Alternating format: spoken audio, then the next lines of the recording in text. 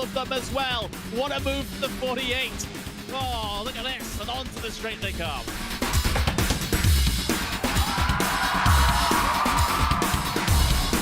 Brilliant move there from the number 40 to make it through. That left-hander sliding up the inside, going up now over Hawthorne Hill, down Pilgrim's Drop, and it's brilliant stuff here at Brands Hatch.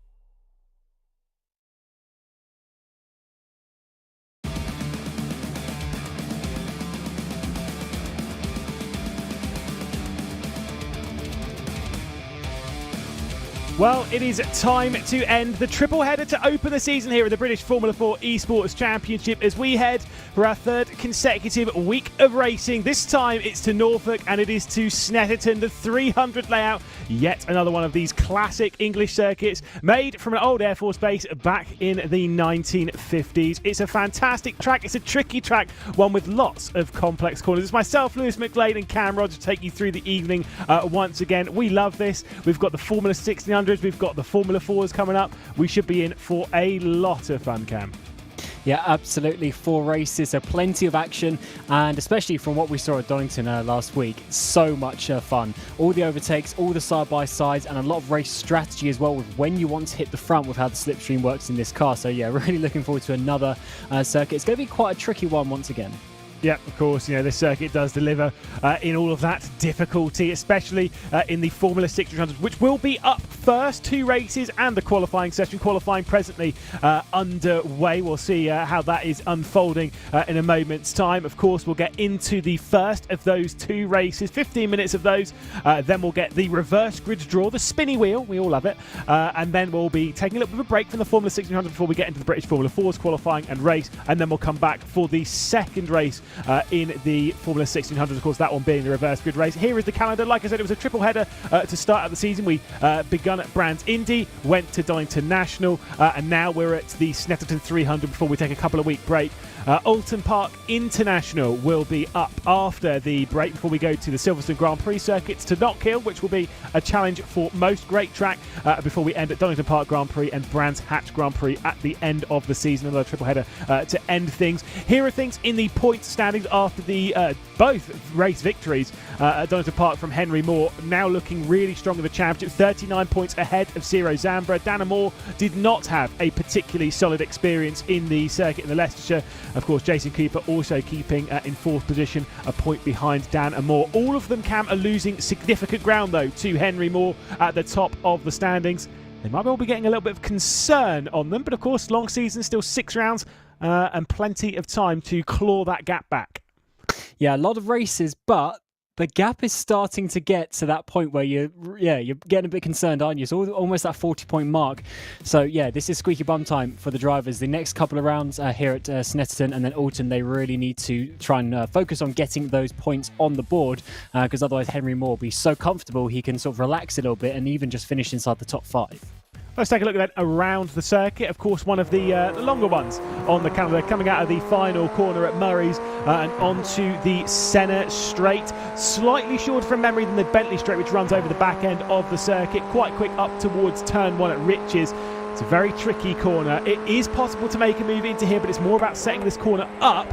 Bit of a downshift there, throwing it into the corner. Obviously, you are going to pick up a lot of understeer, a lot of oversteer. You want to pick up that second apex, the one that's a bit further round the corner before continuing on this run down towards the Wilson hairpin. Of course, it was originally called the Montreal hairpin, but named after the late Justin Wilson, who comes from the area up towards Palmer. There will be so much side-by-side through here on lap 1. Such an easy corner to try and send one around the outside, but the track falls away from you very quickly indeed. Down towards Agostini, my favourite overtaking opportunity on the circuit. But you have to be brave to do so. It's a lot faster of a hairpin than you would expect. You carry the speed into the corner, you trail braking your way in. Also going for a little bit of a slide as you race on the exit of the corner up towards Hamilton's extremely fast left-hander when it comes to full-blown commitment. But it's more about setting up the next corner after this. You've got to pull it back over to the left-hand side of the circuit before we get into Oggies, and then head through this right-hander, and then the next one of Williams out onto that Bentley Straight. Must get this corner well. Get the good drive off. Don't use the curve too much on the exit. It will slow your run. You can use a touch, but once you dip 2 wheels into that grass and that gravel, it will just pull you out onto the left-hand side, and you can't really get it back over to the right until you're most of the way down the Bentley straight. Once we get down there, big commitment into Brundle. Hold your breath as you go under the bridge, the only bridge that connects the outside of the circuit to the inside, going through Brundle into Nelson, up towards Bombhole. That was quite wide there, and we will see a lot of drivers taking the excursions on the exit of that Nelson corner through Bombhole, as brave as you can, trying to keep it as close to pinned as possible before we head through Coram. Coincidentally, by the way, the run from Nelson all the way to Murray's is the exact same length as the run from Murray's down towards Richards, the final corner to the Firs. It is a tricky section of right-handers all the way round to end the lap. That final left-hander on Murray's takes us out into the start-finish straight. It is a tricky circuit. It is a long circuit, but it is one where if you are brave and comfortable in the car, you can take an awful lot of lap time out on your competitors. Yeah, the gap's going to be way bigger here, I would expect, compared to the previous couple of rounds, especially, back at Brands Indy is basically 4 corners. Donington National as well. Realistically, in terms of effective corners at the track, there aren't too many. It's all Groves there going for a spin at the hairpin there. And as we see actually on the sheets there, look at the gap. So we've got Henry Moore already with a 3/10 advantage to second place, but we're already down to 1 second for pretty much the top 5. Yeah, it's like I said, it's a long circuit. It's one we expect to see the larger gaps. I'm maybe not expecting to see, half a second for that pole position, but I'm certainly expecting to see slightly more than what we've seen in the previous rounds. So the first round at Brands Indy, it was 0.042 between first and second, and then it was 0.3 of a second at Donington National. When I was speaking to Henry Moore about it, he wasn't quite sure as to how the gap was that large. He thought it wasn't even a good enough lap time for pole position. Right now, sitting on a very similar margin to Dan and Moore behind, who's looking to have a much better qualifying than he did at Donington National. Yeah, he's certainly looking to be the class of the field, though. Interesting that you say he mentioned he thought his lap at Donington might not be good enough for pole. I wonder if he's going to feel that today. Of course, coming on to his second lap, they get a couple of laps in the session, and it looks like drivers once again going to set their laps early. Still 4 minutes to go, but a lot of the drivers might finish their lap count by the time we get to the minutes there. Now through these final couple of corners, these are the high commitment ones. Let's see just how much Kirby's willing to use all the way to the inside, trying to keep it tight to open up this final corner and try and get the run to the line. Oh, sideways on the brakes as well. Yeah, not the most typical line through Coram. You won't see that in GTs, touring car stuff. You want the car to wash out. You might even see it in the British Formula 4s later on. See what Henry Moore does across the line. See if there's going to be any improvement. The answer to the question is yes, but it's not going to be good enough for pole. It is now good enough for pole as we see that timing tower update. That's actually very, very tight. Got some very bad news from Henry Moore earlier on today. Turns out he's a Chelsea fan, so suddenly I'm no longer in support of him. Yeah, that's it. You can't laugh, Cameron Roger. Manchester United, get out of here. Anyway, we won't talk about any of that. We've still got 3.5 minutes left of this qualifying session left to go. Dan and Moore, Henry Moore, final laps of their qualifying session, I think, kind of being wrapped up there. And I've got to say, impressive lap time from Henry Moore, but more so from those behind. They managed to close that gap on that second run. Yeah, especially for Dan and Moore after the disappointing race that he had last time around, or the 2 races as such. This will be some very nice opportunities to get the points back. And of course, Jason Cooper, who's been ever strong. He's probably been, aside from Henry Moore, probably been the most consistent one in this championship so far, and really looking to continue that as he works his way through towards the end of this qualifying session. 2/10 off the pole position as it stands, but still half a lap to go. The big question is, where in all of this is Ciro Zambra? Am I blind? He's not here. There we go. I remember. Oh, he did say last round. He did say last round. Yes, because I asked him about how he felt about Snetterton. You're absolutely right. I'm just that forgetful. Yeah, well, a lot of people get interviewed. It's easy to forget exactly what they say. But yeah, for Zambra, unfortunately not here today. Second in the championship, and he's only got a couple of points to Dan Moore and Jason Cooper behind, so he's really going to be losing some positions there. But he said he was still focusing to get that second place, potentially with the final couple of races. Cooper comes through these final couple of corners now. All misses the apex, has to correct there. That's going to slow him down a bit coming onto this front straight. Yeah, not getting the drive onto the centre straight as well as possible as we head through the timing tower there on the left-hand side. Jason Cooper will come up towards the line. I'm not sure there'll be any major improvement. 57.135 will not see him any further up the order, so sat behind that 56.8. Ettridge will come across the line and move himself inside the top 10 before Whittle is the next one to move himself inside the top 10. 10 drivers all within a second around here, which I would say, to be honest, not that bad, considering how the circuit is when it comes to its length. Absolutely, and even then the next sort of 9 drivers, 11 to 9th, only 4/10, so more there sliding as Zafri Palmer, through Palmer just getting the rear end a little bit wrong there. 1 minute to go in the session, he's not going to have enough time to do another lap, so that'll be him. Best place of second so far, here's Cooper, so he got another lap in him. Tompkins as well inside the top 4, both those drivers trying to continue. Knowles up into 8th place. And Tompkins, I thought it was very interesting when we were chatting to him last round, as we see the return of Sikorsky getting inside that top 5 with a 4th place qualifying at the moment. Tompkins did not have a good start to the season, finished 10th and then retired. And then, of course, Donington was finishing 2nd and 3rd and was looking really, really strong. Included a great qualifying session as well. Finished that qualifying in 2nd. Also had a couple of dramas back in Brands Indy. Fair enough, is what it is. We were kind of wondering, is that which one's more typical? Was it more the Brands Indy result, or was it the Donington Park result? I think what we're seeing is it was definitely the Donington result. Like, again, qualifying inside that top 5 for the 3rd consecutive round. It's showing that Adam Tompkins is certainly one of the drivers to try and fight for that. Basically, is it fight for 2nd in the championship already? Surely not. Yeah, I mean, to be honest, he's only 19 points off 2nd in the championship so far, so he can definitely probably challenge for that over the next few races. But yeah, sometimes that's just how it goes with the format that we've got, especially if you miss out on that reverse grid and stuff such like that in the first race, it becomes very, very difficult as this session comes to an end. It's going to be Henry Moore, but yeah, definitely it's going to be a season about consistency, and we've still got 6 rounds to go. Certainly. So, well, yet another, almost impeccable qualifying session there from Henry Moore. Could he be aiming for the double once more? Takes his 3rd consecutive pole position and starts from the front. Dan Amore, though, with a season best performance to get onto that front row. Now will start 1/10 behind Henry Moore. Jason Cooper in 3rd. Frank Sikorsky on the return to the championship with Adam Tompkins inside the top 5. Daniel Caulfield will start from 6th place. Martin Vilk will start from 7th with Ed Hope starting from 8th.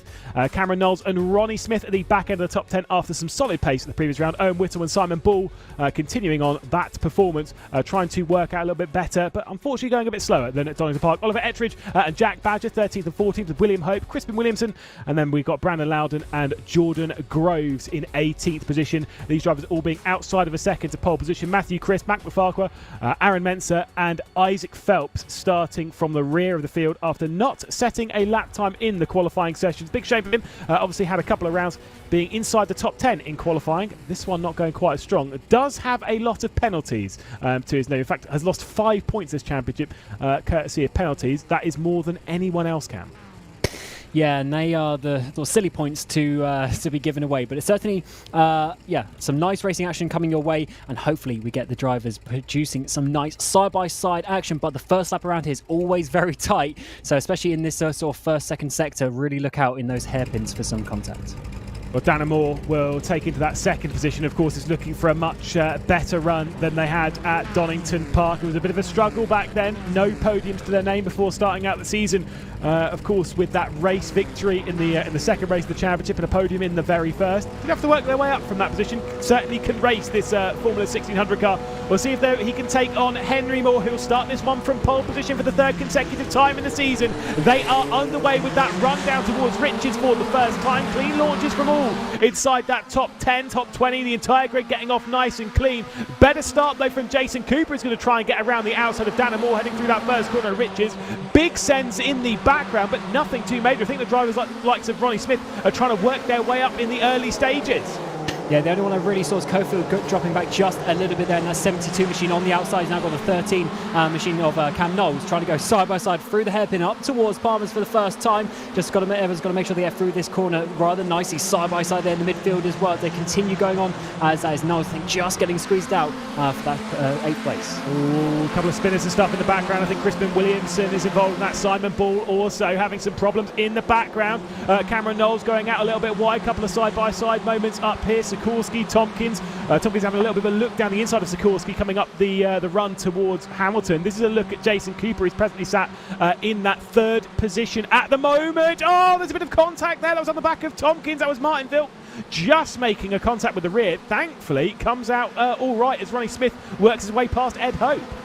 Yeah, I think they're actually lucky these cars don't start with the front wing, because if he had, it might have gone under the car and caused some issues there. Unfortunately, with that contact, they continue side by side. Now down the back straight, this is Cuffield, really dropped down. He was in about 8th place on the grid. Now he's down into 15th, losing another one coming in towards Brundle. Side by side, just up ahead of them as well. I think that's Etridge trying to make a position. But once again, Cuffield losing a place, going backwards on that one.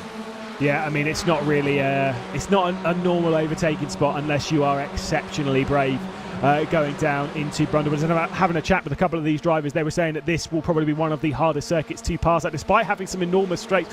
I can't remember exactly how far it is, but I think it's something like, from memory, it's about 760 metres is the start-finish straight, is the centre straight, and I think it's something closer to 800 for the run down the Bentley straight. The problem is, though, is they lead into some very fast corners.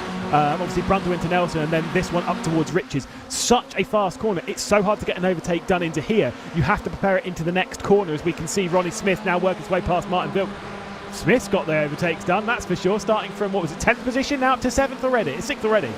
Oh, is he going to have an attack, though, up the inside? Is Vilk going to be able to come back? No, not quite. Just about holding on. Actually gets good exit, though, as we're almost going to be potentially looking 3 wide down towards Palmer's corner, as Smith should be able to hold on to that one. They've got a little bit of a gap just forming up ahead. Is up the inside there. Vilk once again having to look in his mirrors as Ed Hope coming up the inside. Grass being kicked up, so they're starting to push the limits once again, but Smith certainly making some moves. Just got to be looking out for the gap up ahead. Of course, the reverse grid is top 5 to 10, so just got to make sure you're keeping yourself in these positions, and you have that hope for the reverse grid places when we get to the spinny wheel after this race so far. But definitely, it looks like you can overtake as well. Once again, Smith all over the grass, but you really have to work for it around here. I think Ronnie Smith's really channeling rather the inner potential touring car driver in that, by just blasting over the track as if they're not even there. Once again, out wide. I said you can't do that. I mean, if you're going to go out wide going onto the Bentley straight, you will almost certainly lose a position. That is exactly what's going to happen to Ronnie Smith. Martin Vilk's going to work his way through, potentially Ed Hope as well,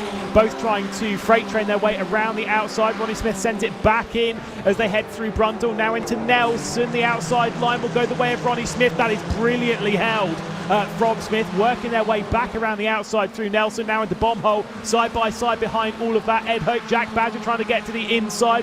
Whittle is the one that's presently there, and Jack Badger has absolutely nowhere to go. Wow, awesome racing here as Snetterton in towards the final corner at Murray's, and they're all changed once again. Also, we have his Loudon just dropping back, having some problems there now into 19th place. He's onto the front straightaway once again. Look at the absolute train of cars there, trying to work their way in towards their positions, but they're going to continue fighting. So Smith and Vilk in towards turn 1, but in behind, look at this one. Whittle got Hope up the inside as well, trying to make a move there, side by side through Ritchie's. That is a very brave move up towards the hairpin, though. This is really where you make the overtake. This is the braking zone, the hard braking zone. Send down the inside there. That's way too late on the brakes, and it's actually, he's managed to make a move in the front. Vilk's already had an issue. What is happening there? Yeah, Vilk was obviously in that battle with Ronnie Smith as they were coming through. We just saw Vilk backwards, so not 100% sure what has happened in that. Ed Hope also getting involved in all of that, and that will be a retirement for Martin Vilk, unfortunately, from the race. The first one to stick onto the list. But yeah, that's pretty crazy. You got Isaac Phelps and Cam Knowles going side by side. We'll take another little look at all of this. That was an insane send from Jack Badger. It kind of channeled the was it 2015 Scotty McLaughlin send on Frosty at Surface Paradise. The absolute accident to the unbelievable send. Kind of looked like Vilk was sending it in too hard himself. Yeah, and then when the wheels, because obviously the wheels stick out so much on these cars, when the wheels get locked and that sort of stuff, very difficult. Let's see this once again. Got Vilk here in the sort of yellow and blue machine with the red wheels. Up the inside is going to be a little bit of a very late move actually up the inside, and I think just maybe locked the rears on his own. Not sure if there was actually contact there. He was quite far on the inside, just wasn't able to get it slowed, but then to be fair, he was way too late to be making that move. Yeah, I mean, it is. That's kind of that's the kind of move we'll see a lot around Snetterton, especially in the British Formula 4 Esports Championship, which will be coming up. Oh, there's been problems for one hope. Now there's problems for the second. Whoa! That was close to the rejoin, and there's more drama up ahead of that. Coffield squeezing over the nose of Chris, coming up towards Coram, saying, "You're not going to pass me like that, sir." Although potentially there might be some damage on Coffield's car, because it did look like it was either very close to a hit or there was significant contact there with William Hope. Oh, as we got this down the front straight, drivers trying to work their way towards turn one up at Ritchie. Side by side is going to be Phelps has that position. Whittle just having to drop back, but in the background you've got Groves and Knowles going side by side. We've also got Mafarquhar on the inside trying to make it 3 wide in towards the braking zone, and he actually, oh no, this is a late move once again from that 13 machine of Knowles. Manages to just about get that position up there past Whittle and Groves once again. It just seems like these guys just haven't calmed down. They're all side by side still. Now coming through Palmer's, it's going to be a big move up the inside of for Groves once again. Is it all in the foreground there? More cars going off. Yeah, that was Whittle going out wide. Jordan Groves now taking the defensive line from Cameron Knowles. This is towards the back end of the top 10. Those final spots to be reversed. They are important, those final points paying positions as well. It's going to be 3 wide up towards Hamilton. Not quite, because I think like McFarquhar and Cameron Knowles all kind of backing out of that one. It's absolutely crazy. There's McFarquhar going around the outside of Coffield, over the inside as they head into Oggies. There's contact and a spin there from Owen Whittle, who's just trying to push a little bit too hard through the middle of it. It was always going to be ending in dramatic fashion for someone. And by the way, if you're all getting panicked that maybe we'll miss something up towards the front, do not worry. Connery Maddock, broadcast director, is keeping an eye on everything. Head on a swivel in crazy races like this. You've got to be quick. Oh, and these points are important as well. Maybe not for the championship hump, but for the places a bit further down. Side by side once again in towards Brundles, as Knowles just having to back out of that one, and McFarquhar's following in behind to him. There's also slightly a side by side battle, as of course we're seeing Cofield in that 72, the blue machine, just trying to work his way up from a bit of a disastrous lap 1, as this is absolutely crazy. Sends up the inside that Crisp and Loudon trying to have a side by side battle. We don't often see this through Coram. In towards the final corner, and Murray sliding on the rear end, pushing each other, further contact as he's trying to go all the way around the outside now onto the front straight. That was quite aggressive from Loudon there to try and get past Chris. But again, more touring car-esque moves, weird that. But yeah, you just cannot take your eyes off of this battle at the moment. It is enthralling. I think this is I think that was more of what the point was when it comes to overtaking, is that it's not insanely difficult to overtake round here. It's hard to overtake without losing too much time, and to stop your competitor having a good run at you into the next corner, as that certainly won't help for Brandon Loudon going out way wide. Matthew Crisp will come straight back through as McFarquhar and Coffield switch positions, as does Ettridge and Knowles going up into Palmer. But that's what it's more about, though, isn't it, Cam? It's about stopping your opponent from getting one up under you again. And I think that's why we've seen the top two of Moore and Dan and Moore not battling, because you just end up doing this. You lose each other time. But it is very entertaining side by side for 2 pairs. As we come up towards the Hamilton Kinks, side by side is very difficult for the corners to have to back out to that one. Ettridge just gets holds on to that position from Knowles. Here's McFarquhar diving it though in towards Oggies, as this is a very important corner, of course, onto this back straight. So you've got to be very careful where the drivers, they're just seemingly trying to overtake at every single corner possible, as that's a bad run onto this back straight. Yeah, certainly so. It was a slow one there from Ettridge, and so Knowles will have the speed, will have the advantage, will have the pace coming up towards Brundle.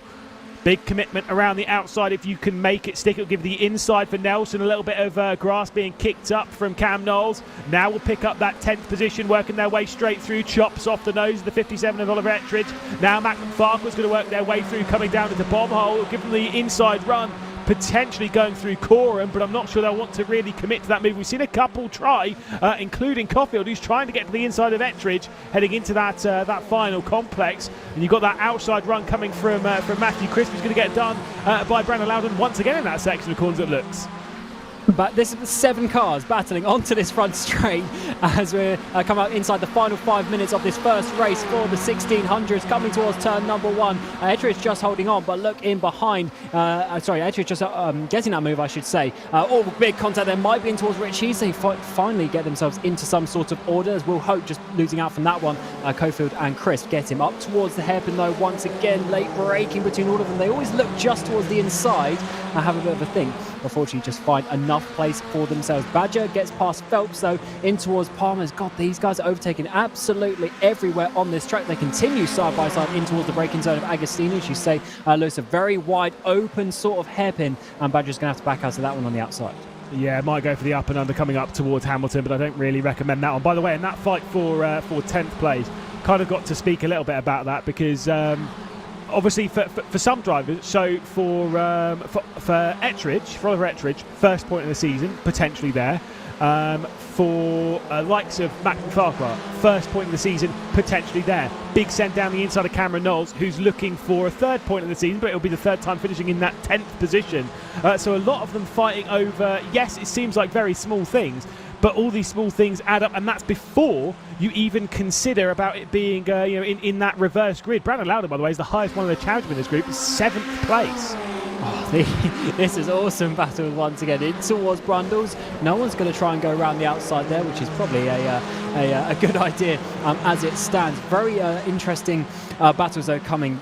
It's awesome to actually see that we've seen a little bit of sort of contacts in that, but in the last few laps we haven't seen any crashes. They've really just been having some nice aggressive battles as come up in towards the final couple of laps of this race. Just over 3 minutes to go so far. Here's Mafarquhar in this 12th place in the Illuminous green machine. He's got Knowles in behind, but with Crisp and Cofield not too far, all slipstreaming each other. Down towards turn number 1 though it's going to be Phelps continuing that battle with Badger. Badger sends it up the inside there, almost been a contact between the two. Hard aggressive racing. He seems to have made that position, but can he hold it in towards the braking zone? That is the important bit around here. Brakes slightly earlier, but he has the track position up the inside to complete that move. Yeah, and I don't want to be it feels really harsh to say this, but these are two of the higher point scorers on our list, and I don't mean championship points, I mean penalty points.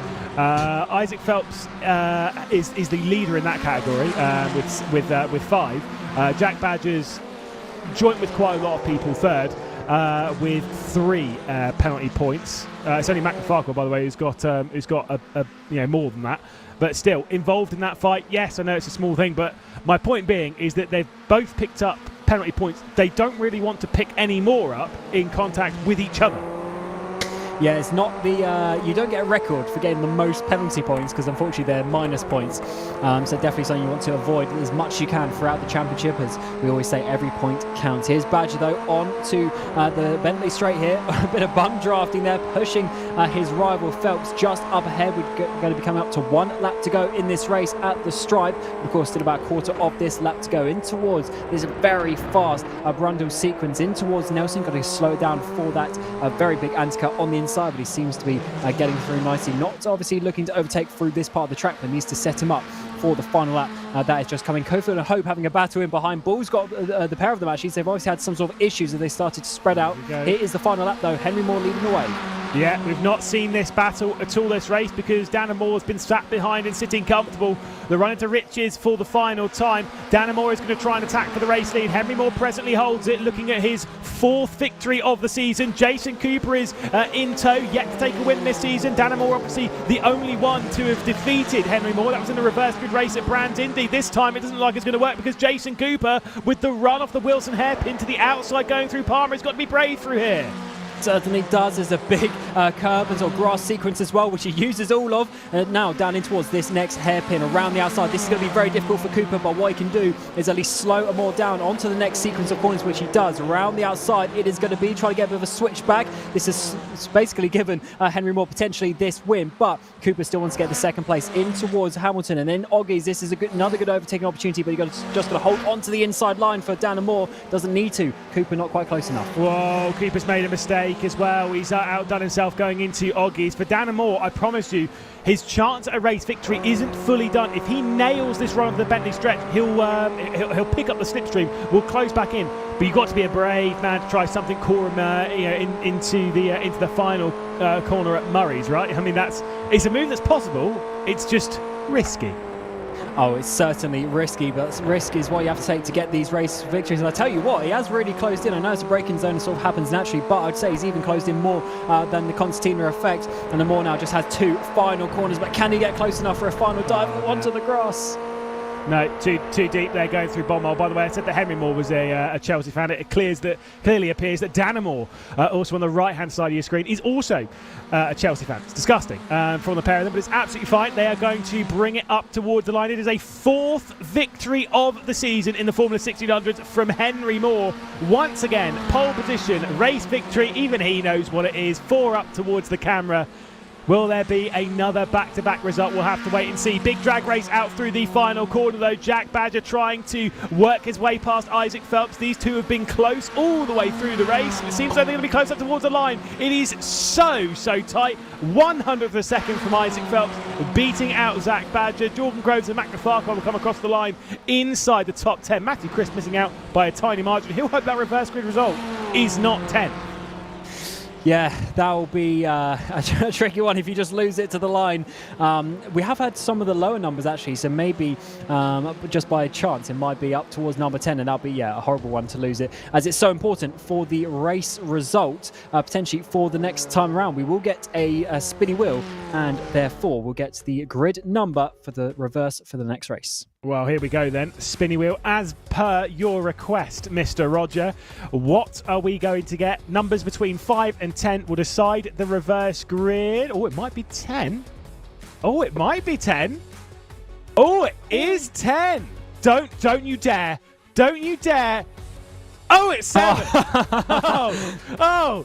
Goodness me, it's not got very good brakes, this spinny wheel. We'll put it on that one, but that's if it had the clunk, clunk, clunk, clunk, clunk, clunk, clunk, clunk, clunk, as you're spinning a wheel round, then it would have stopped on the 10. Alas, we will stick with 7. I'm sure Henry Moore will be pleased with that one, which does mean that Isaac Phelps will be starting the next race from the reverse grid pole. Here's a look at the points finishes. Of course, Henry Moore taking a 4th victory. Danamore on the podium once again, and Jason Cooper joining them as well.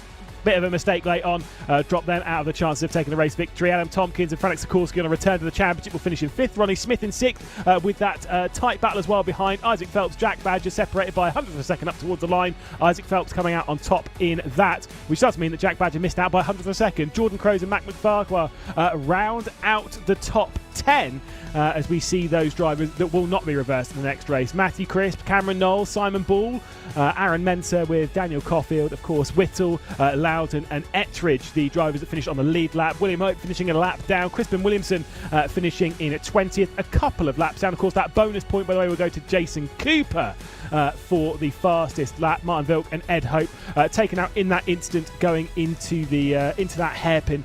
A few laps ago, about halfway through the race, the one down into the Wilson hairpin. Now, whilst we are here, before we get into the British Formula 4s, we don't have an interview ready from our race winner, Henry Moore, yet. But we will wait and see if they do appear, because I'm curious, Cam, as to how they'll feel about that. 4th victory of the season. Insanely consistent right now.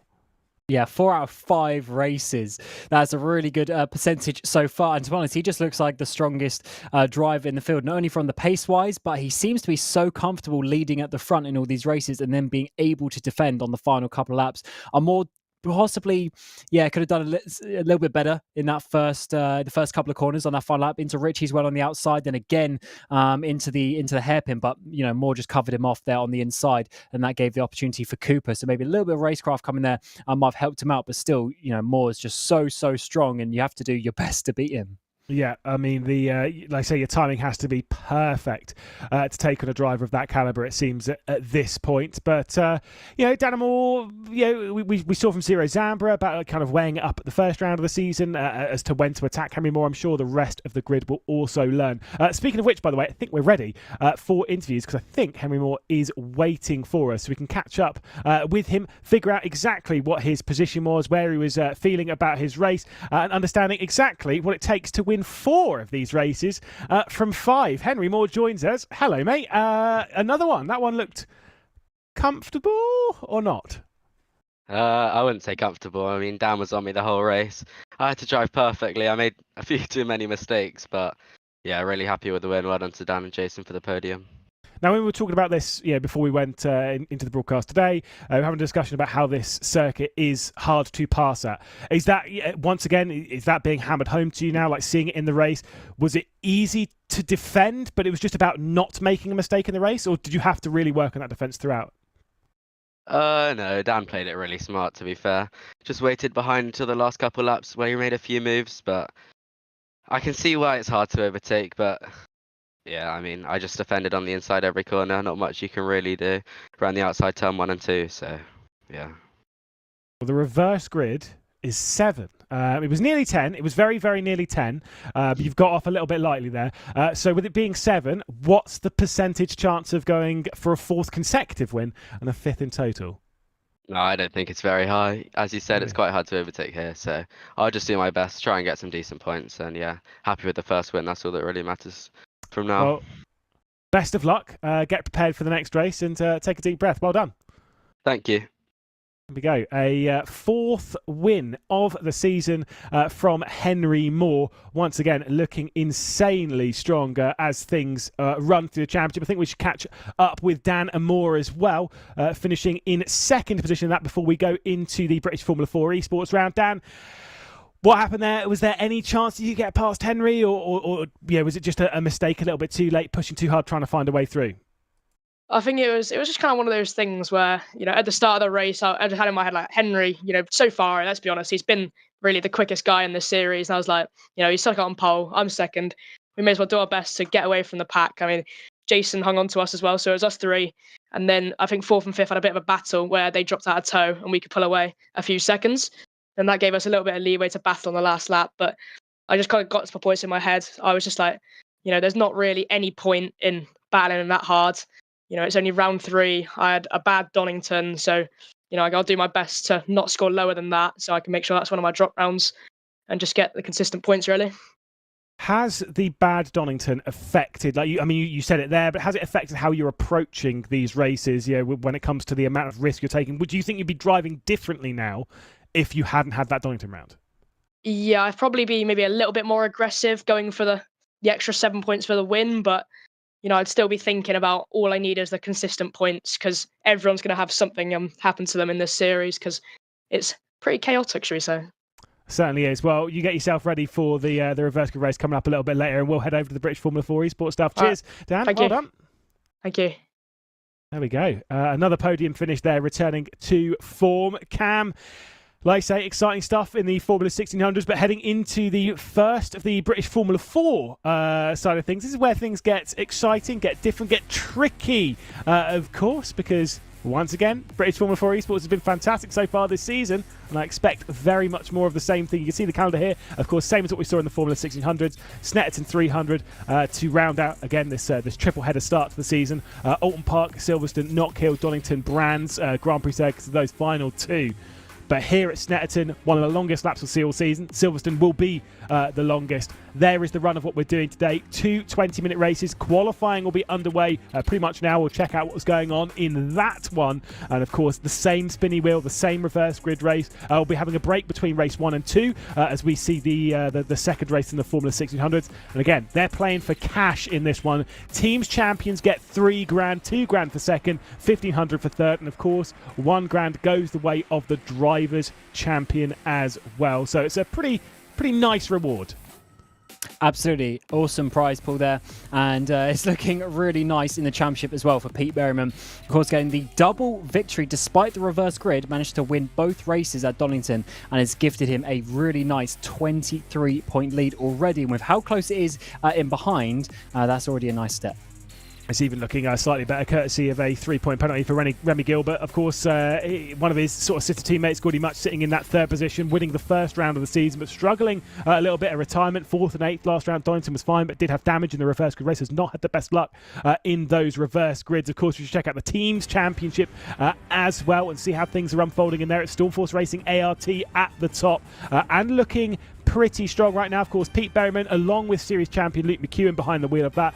Freedom UK, Josh Pulane doing an absolutely excellent job at the moment, scoring 40 of the team's points. But we did see quite a lot of progress from the team at the previous round. James Armstrong looking a bit stronger with that 5th place finish in the final race at Donington Park. We'll take a look once more around the circuit here at Snetterton, and it's tricky runs. We've seen it in, I say low downforce, let's call it no downforce in the Formula 1600s.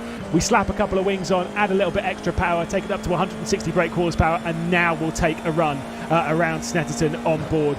It's a tricky one. It always is, no matter how much downforce you have. But with that extra speed coming into that first corner, you've got even more commitment. Going out once again wide, coming back into that slightly later apex at Riches, and then down towards the Wilson hairpin. You kind of might see them in qualifying going in a little bit later for the apex on that one. In the race, it'll be a nice tight line to make sure they cover off the attack from any cars behind. Through Palmer and this short run down towards Agostini, only about 400 metres before we get down to the braking zone of Agostini. You want to open it all the way up using as much as you can on the right-hand side before slowly following this quite quick hairpin all the way through, going once again into that later apex to get that good run up towards Hamilton. Almost flat through here, just a slight lift before you punch your way down towards Oggies. In my opinion, the hardest part on the circuit. It's a corner which feels like you're getting an unbelievable amount of understeer through, even if you have the most oversteery car in the world. Push it through Williams and out once again onto the Bentley straight with that run all the way down to Brundle and Nelson. It is an overtaking opportunity. I'd say even more so in the British Formula 4s than it was in the Formula 1600s. Inside line, outside line, it gives you an advantage and disadvantage into the next section. It depends on which way you're feeling and how confident you are around the outside. Gives you the inside for the next bit, and of course the inside for the run all the way around Bombhole and then through Coram. I don't suspect we'll see too much side-by-side through Coram, as we see a slightly more typical line running out a little bit wide before you come in a bit late for that final part of Coram into a very straight line into the braking zone, as straight as you can possibly get going through Murray's. And once again, nail that one, get out onto the centre straight and try and keep your nose clean. It will be tricky in this. We've seen lots of drama in the British Formula 4 Esports Championship. I'm sure we're going to see it here as well. Qualifying is underway, Cam. And once again, we have to look at some of our favourites in all of this. You know, the likes of Pete Berryman, who's had an unbelievable qualifying record. Again, the lowest that Pete Berryman has qualified in the British Formula 4 Esports Championship is 4th, unbelievably. And of course, had that pole position in the previous round. Yeah, he's really looking to to continue that charge. He's got the momentum under his belt, and of course his team as well. With the Stormforce ART, they are looking very strong over the last couple of rounds. So to be honest, he's just got to ride that wave of confidence that he's got in this car and in this championship so far, and it's working out really well up towards the provisional pole position. Also by a decent margin considering how close some of the times are. Look at Bradbury, Ladd, and even McEwen there for 4th, 5th, and 6th, all separated by 1,000th of a second. Yeah, and for McEwen, I'd say, completely disappointed, but he'll want to be up there with Berryman, with Deslanas, of course, sister teammates. There is Matt Caruana, fresh off of a podium in the previous round, his first podium in the British Formula 4 Esports Championship. It was great to catch up with him afterwards and hear about the different mentality coming into this season, bearing in mind how he clearly had all the pace last season, but now is showing the pace and the maturity, the calmness, and the composure. I suspect that despite this being a long circuit, Cam, this session is going to be mighty close in that top 10, and you can really see it already, like you said. Yeah, these guys are just unbelievably talented, and they've got quite a bit of experience now in this car. Of course, is Karana there, absolutely sliding out the final corner. Sarika and Ladd, they improved, they got up to 3rd and 4th place respectively. Once again, we got two times Churl there at the front for 3rd and 4th tied, and then also Ladd and Deslandis for 5th and 6th also tied. These times are absolutely off the scale, to be honest, with how close it is. Yeah, Isaac Arberton going into 12th position. Obviously finished 6th in the first race at Donington Park, the 3rd round of the season in the previous one. But then, to be fair, in this, I kind of think if you're qualifying outside of the top 2 or 3, it's crazy town anyway. We've seen drivers go from the back of the grid to the front. I mean, look at Josh Poulain last time. He went from 19th to comfortably up the order. I think he finished in 9th position that first race, didn't he? After working his way up. Poor qualifying, you can still work your way back. Gordy Much, I think we'll call that session to an end. Or maybe it's just taking some interesting tactics to keep his tyres nice and warm. But at the moment, 2nd position for Gordy Much. Pretty solid qualifying effort.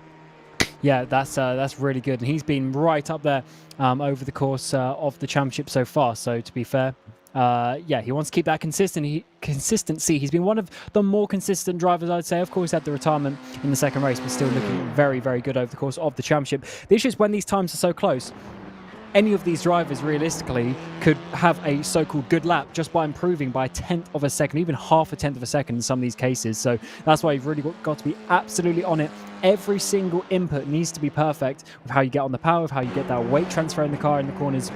certainly not an easy one at all. We're seeing slightly different lines are actually coming towards the final corner there for Gilbert to try and start this next lap. Take a bit of a wider line to get straighter in the braking zone. Interesting to see just that difference between this car and the 1600. And up towards the line, is there going to be an improvement for him in that third place? Yes. And yeah. No, I think it's not come through. See, I thought it said 781. But it was a 48. Never mind. Sorry, Cam. I thought I saw an improvement. Matt Caruana though does go up there. I thought I saw a 781, but no, it's fine. It's fine. By the way, you know when I was speaking about qualifying around here, yeah, if you're outside of the top 5, it doesn't really matter. You just work your way up the order anyway. I think Remy Gilbert is the best example of that because his average qualifying is 14th. Has qualified 10th and 18th. He sat second in the championship, ladies and gents. He's just worked his way through, particularly in those reverse grid races. Yes, he's made the most of them, but we know that he's got the pace to challenge those kind of drivers. So we're just kind of seeing him piece that one together as Ted Bradbury comes up towards the line as well. Shockingly enough, I think Ted Bradbury has only got 8 points to his name so far in the season, which is just wild to me. He's so fast. He is, but the races have to go your way. And unfortunately, he's got 2 retirements and then a 12th place. And we only have points down to 10 positions. The normal sort of FIA, 25 down to 1 point for 10th place. So yeah, it's a very tough it's a very tough environment. This championship is so high level, and if you just miss out a couple of times, then yeah, unfortunately you're going to be not scoring the points. And Bradbury, as you say, for Altus Esports, he's one of those drivers that you would really expect to be up inside the top 10 pretty much every race, but yeah, just hasn't come his way. Here comes Gilbert for another lap though, currently sitting in that 4th position as we come into the final minute of the qualifying session. Can he this time he went for a bit of a slower lap prior to this. Now, this time around, can he make any sorts of improvements? A long run to the line. You've got to get that final corner correct. He goes for a 0.87. That's going to be very close to improvement on his own time as Caruana puts on provisional pole. Wow, wow, wow. Impressive from Caruana. Josh Ladd, though, and Moreno Sarica improving and looking strong. So Williams getting a little bit stronger here. Pete Berryman dropped back into 3rd position, but is on a time lap at the moment, coming down to that final sector. He knows what he has to beat now. He knows how much he has to commit. Going through the final sector, it looks tidy, out a little bit wide though, going through that final one as Bianca Lilla puts the Aston Martin inside the top 13. Stanley Deslandis looking for another pole position in his British Formula 4 esports career. Here comes Berryman across the line. Is it going to be good enough? It is, by an enormous margin. That is a mega lap time as Gordy Much puts it into 2nd. Luke McEwen now improves and makes it Storm Force on the front row. Incredible performance there right at the end of the session. Wow, a whole 1/10 of a second advantage for ART right at the end there. That is showing that they've got potentially just a little jump because the lap times are so close here. Insane to see. Just thousands of a second separating some of these drivers. And here's your grid for the first race. Indeed. Back-to-back pole positions for Pete Berryman then. He'll start alongside teammate and champion Luke McEwen. Gordy Much putting it in 3rd with Stanley Deslandis putting all of the Apex affiliated cars 1st through 4th. Matt Caruana with a very impressive qualifying puts his Kimura car into 5th with Josh Ladd in 6th place. Improvements for William Esports late in the session puts them 6th and 7th. Moreno Sarica in that 7th spot with Remy Gilbert getting his best qualifying of the season. 2nd in the championship at the moment, 8th on the grid. Ted Bradbury in 9th and Aaron Vasquez make it all Altus Esports on the 5th row of the grid. Lucas Muller and Matt Emery will start from 12th place. Manuel Bianca Lilla and Tobias Olsen in 14th. Isaac Arvidsson, Tamas Simon, Elliot Pugh and of course James Armstrong rounding out the top 18. Alexander Davidson and another poor qualifying for the driver inside the top 5 of the championship. Josh Villain will start from 20th, one worse than he was at Donington Park. Rachel Concoli will start from 21st position with Brandon Abrams, of course Duncan Hoffland and Ben Hitz in 24th within a second of the pole position. Sergio Fitzpatrick, the last driver, within a second of the pole with Carl Chase, Ryan McAuliffe and Daniel Parron-Smith not only looking for his first point of the season, but he's looking for his first finish of the season. It's going to be a tough one, but can anyone stop Pete Berryman? Oh, that is going to be a difficult one. I'm sure he's going to be absolutely ecstatic with getting that pole position with the lap times so close. I think it's going to be a difficult one though. With, as we said, with the lap times being this close, we're going to have a whole train. There's going to be 7-8 drivers going for this victory. Any small mistake, yeah, it's going to be very difficult. We're going to see, concertina effects into the tight corners. It's going to be a difficult one. It is going to be difficult, but 20 minutes go onto the board and we'll start it nonetheless. All 4 Apex affiliated drivers will start first from 4th. It is a challenge for all of those behind to try and beat Pete Berryman. It is not a good start for Berryman compared to his teammate Luke McEwen on that front row. who might well have a proper drag race up towards that first corner. It's the champion on the right-hand side, trying to make it past his teammate. To the outside, they'll go through the first corner. Berryman, though, is able to hold firm, and Gordy Much on the charge behind. Look at Matt Caruana, though, straight down the inside of Stanley Deslandis. Another driver looking for his first point of the season, despite having an amazing qualifying performance here. Caruana down the inside. 5th position, I think it will have to hold, though, as they head up towards Palmer. Look at that to the inside, though. McEwen's attacking his teammate and is trying to take over the race lead. I'm surprised to see these teammates batting, but they want the race victories. Up the inside is going to be for McEwen. It's going to be Berryman on the outside as he gets pushed as well by his teammate just in the background. They continue to go side by side in towards Agostini there. McEwen with a really nice exit. He's actually lifting off a little bit. Interesting tactics there, side by side in towards now Oggies. This is going to be a very difficult one with obviously the sort of the tight braking zone, the inside of the hairpin as they continue to go side by side for about half a lap now. Incredible performance, but I'm sure it'll be making things very nervy behind the scenes at Stormforce and the Apex Racing team. They know the quality of their drivers, and they're showing it here. Could it be 3 wide? Could Gordy Much really push it to the absolute limit? Is Matt Caruana going to work his way past Stanley Deslandis? And who is going to lead the first lap here at Snetterton? Is it going to be McEwen? Is it going to be Berryman? I think it'll be McEwen, though. He'll come down into that final sort of complex to start that third sector going through Brundle into Nelson. It is McEwen that leads from Berryman, from Much, from Caruana, who has been able to pass Stanley Deslandis. McEwen's going to be loving this one. Really just one podium to his name. He's had issues in all the other races so far, especially with that big crash back at Brands Indy. He was fighting for the race lead there with Josh Ladd that time around. But as we come across the start-finish line for this first time around here for the British F4 Esports Championship, across the line is just going to be Luke McEwen holding on, but it's going to be his teammate Berryman coming back up the inside with the slipstream. Looks like overtaking is very much possible, and he sweeps to the inside already. Look at the up and under, though, from Luke McEwen. This is fantastic from the Stormforce drivers. Straight back down the inside. The champion's going to go highly committed. You've got to be brave and you've got to be confident to try these moves, especially when you're on the teammate. The risk of contact is so high. Gordy Much, though, might get a bit frustrated at all of this, thinking, lads, we're going so slow, and I'm starting to feel the pressure from Caruana, who will not be so patient behind me. McEwen trying to retake over and hold on to the race lead as they head down towards Agostini, but it is Pete Berryman looking for his 3rd consecutive win in British Formula 4 Esports, trying to get down the inside. It remains side by side out on the exit of Agostini.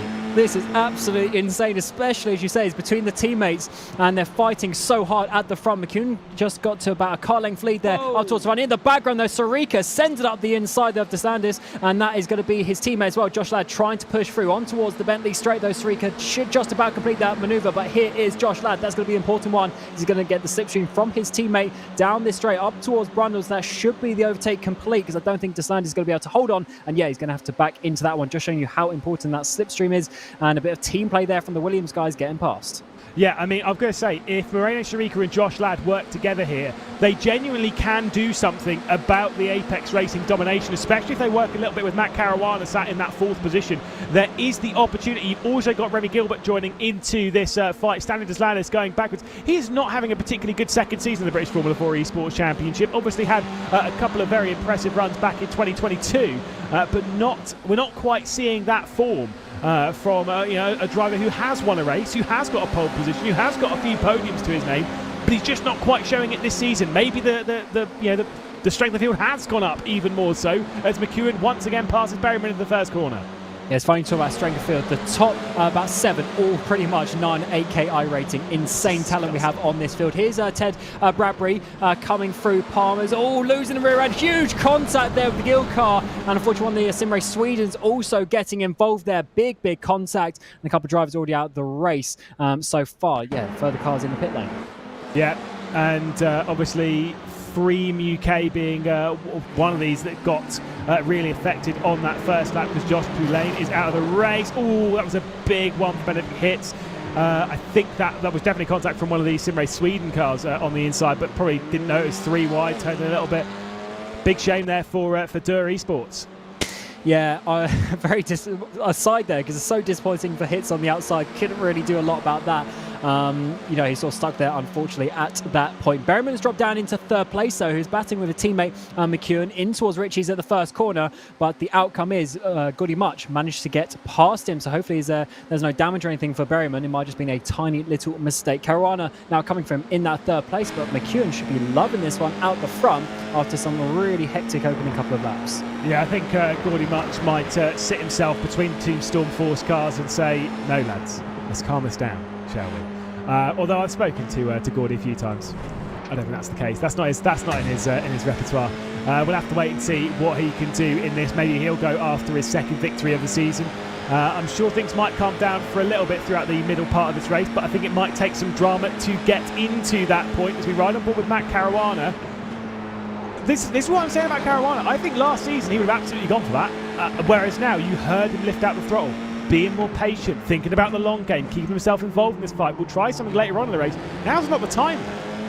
Yeah, certainly not with the slightly longer 20-minute race compared to the 1600. So they got those extra sort of 3 laps at this track to work out their position. So definitely have to take that into consideration. What he does need to do, though, is look in his mirrors for Sarika and Ladd, the 2 Williams cars who should be catching up to this battle to make it a 6-way fight for the lead. And when I say catch up, obviously, he's only a couple of tenths, but that does make a bit of a difference whether you are sort of actively trying to make an overtake. As in the background, there's Deslandis going off onto the grass. So they often do this around this track. The track limits are a little bit more open. You can really use the curbs at this venue, but it looks like actually Caruana is going to be looking to the back of Berryman. What they don't want to do, though, is really start looking at gaps opening up towards the front. The good thing around here, though, is that the slipstream is, it does seem to be quite powerful.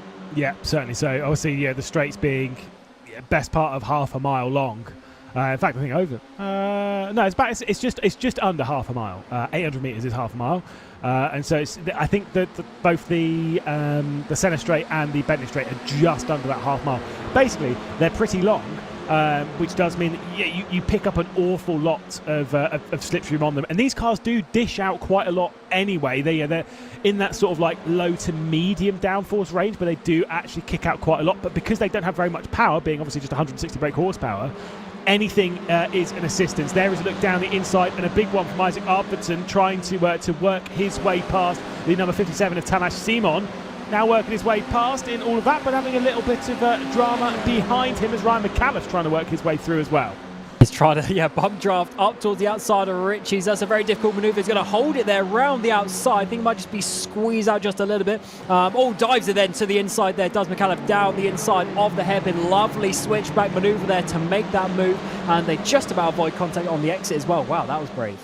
Remember how I said about points and stuff and penalty points in the previous, obviously when we were doing the Formula 1600s. Ryan McAuliffe has an unfortunate claim to fame in this. Obviously the most penalty points, which is the point I was going to bring up, but has scored 8 points in the championship and coincidentally lost 8 points in this championship courtesy of penalty points, as we see a battle between James Armstrong and Tobias Olsen. Of course, Freem UK looking really strong in the team's championship. James Armstrong, the lone driver for Freem UK, left in this race. Almost contact on the rear end from Brandon Abrahams, as Isaac Arvidson's now going to pick up the pieces going into Oggy. He's trying to fight out with Tobias Olsen and try and work his way through. No opportunity as of yet.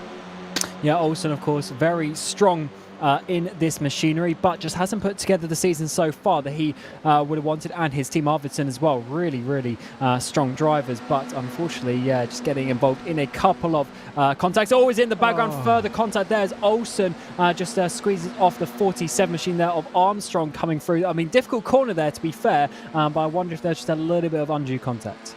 Yeah, disaster for Freem UK. Josh Pulane already out of the race. Now it looks like it's almost definite there'll be no points scored in this one for the teams that are right up there in the teams championship. Yes, they're not challenging really Stormforce UK when it comes to their dominance on the team side of things.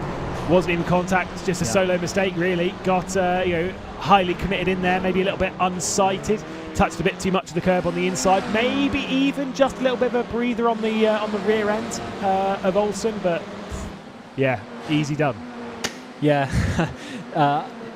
Wow, look at this train up towards the front though. The lead is really continuing to stay close, as you would expect with the consistently fast lap times that they do, but also the close lap times between each driver as well. We have remained in the same sort of top 7, top 8 in terms of the order, but everyone is obviously going to be waiting for the opportunities. In a few seconds' time, we'll be at that 10-minute mark, halfway through this first race, and the drivers will then start to be thinking where they are going to be making these maneuvers. They're not going to stay in these same positions, or at least they're not going to try. From here to the end of the race, at some point they will be making those moves and to try and find their way through. It's just difficult to do so because, as we saw, especially in the 1600s, you can just have these battles lap after lap, corner after corner, but you just lose time. And in a battle like this, you can't be having any sort of battles, with the guys sort of 5 cars behind you. You just want to be focusing on that 1 car next to you. Yeah, it's like I say, it's all dicey in this, but I'm still fuming that they're breaking my rule, the rule of 6, the magic rule of 6, which this is far more than 6. I mean, the train really goes back to 9th. Matt Emery is definitely in the hunt. Yes, there are some slightly larger gaps behind all of this, but still, it really is a 9-car train for race victory in the 5th race of this season. Of course, McEwen's looking for his first of the season. Pete Berryman's looking for his 3rd, not only of the season, but in a row. Of course, Gordy Much is looking for his 2nd win.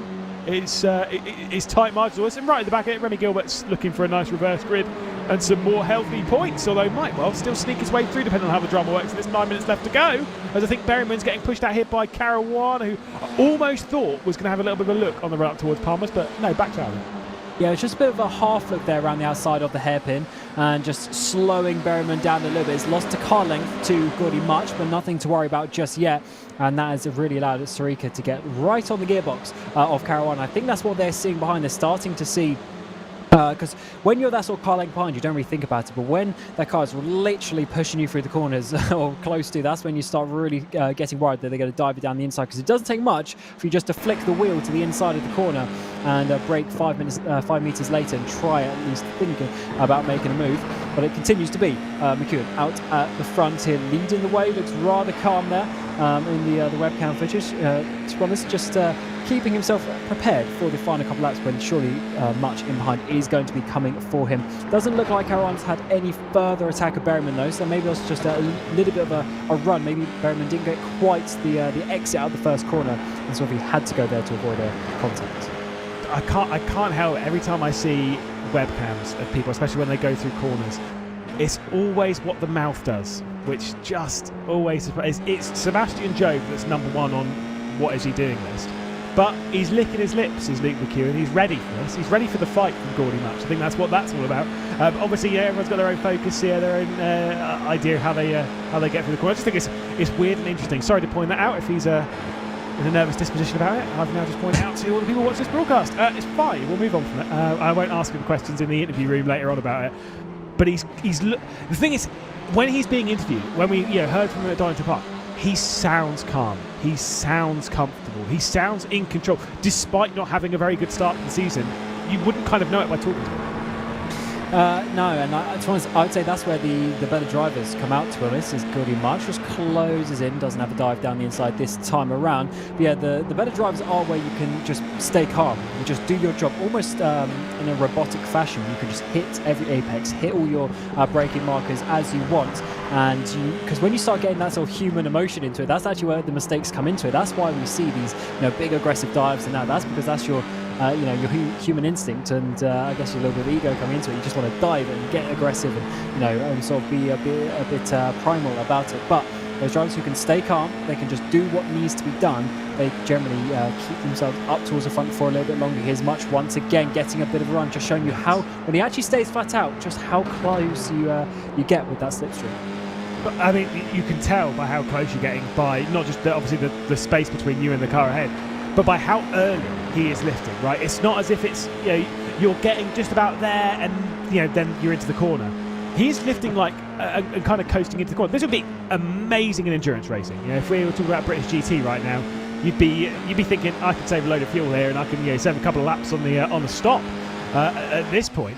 Considering how much he's lifting out and how early he's doing so. But obviously we don't care about any of that. It's literally just 20 minutes of racing, which will have 4 more laps left to go with the time that we've got. They're running about 1 minute 45 second lap times. There's a look down the inside from Caruana. Does not go for it, but Gordy Much is trying around the outside of McEwen. The attacks of the race lead are starting to begin. Caruana was giving it a go for the final step on the podium as well. We are starting to heat up, and we're still 1 over this magic rule of 6. Is there going to be drama?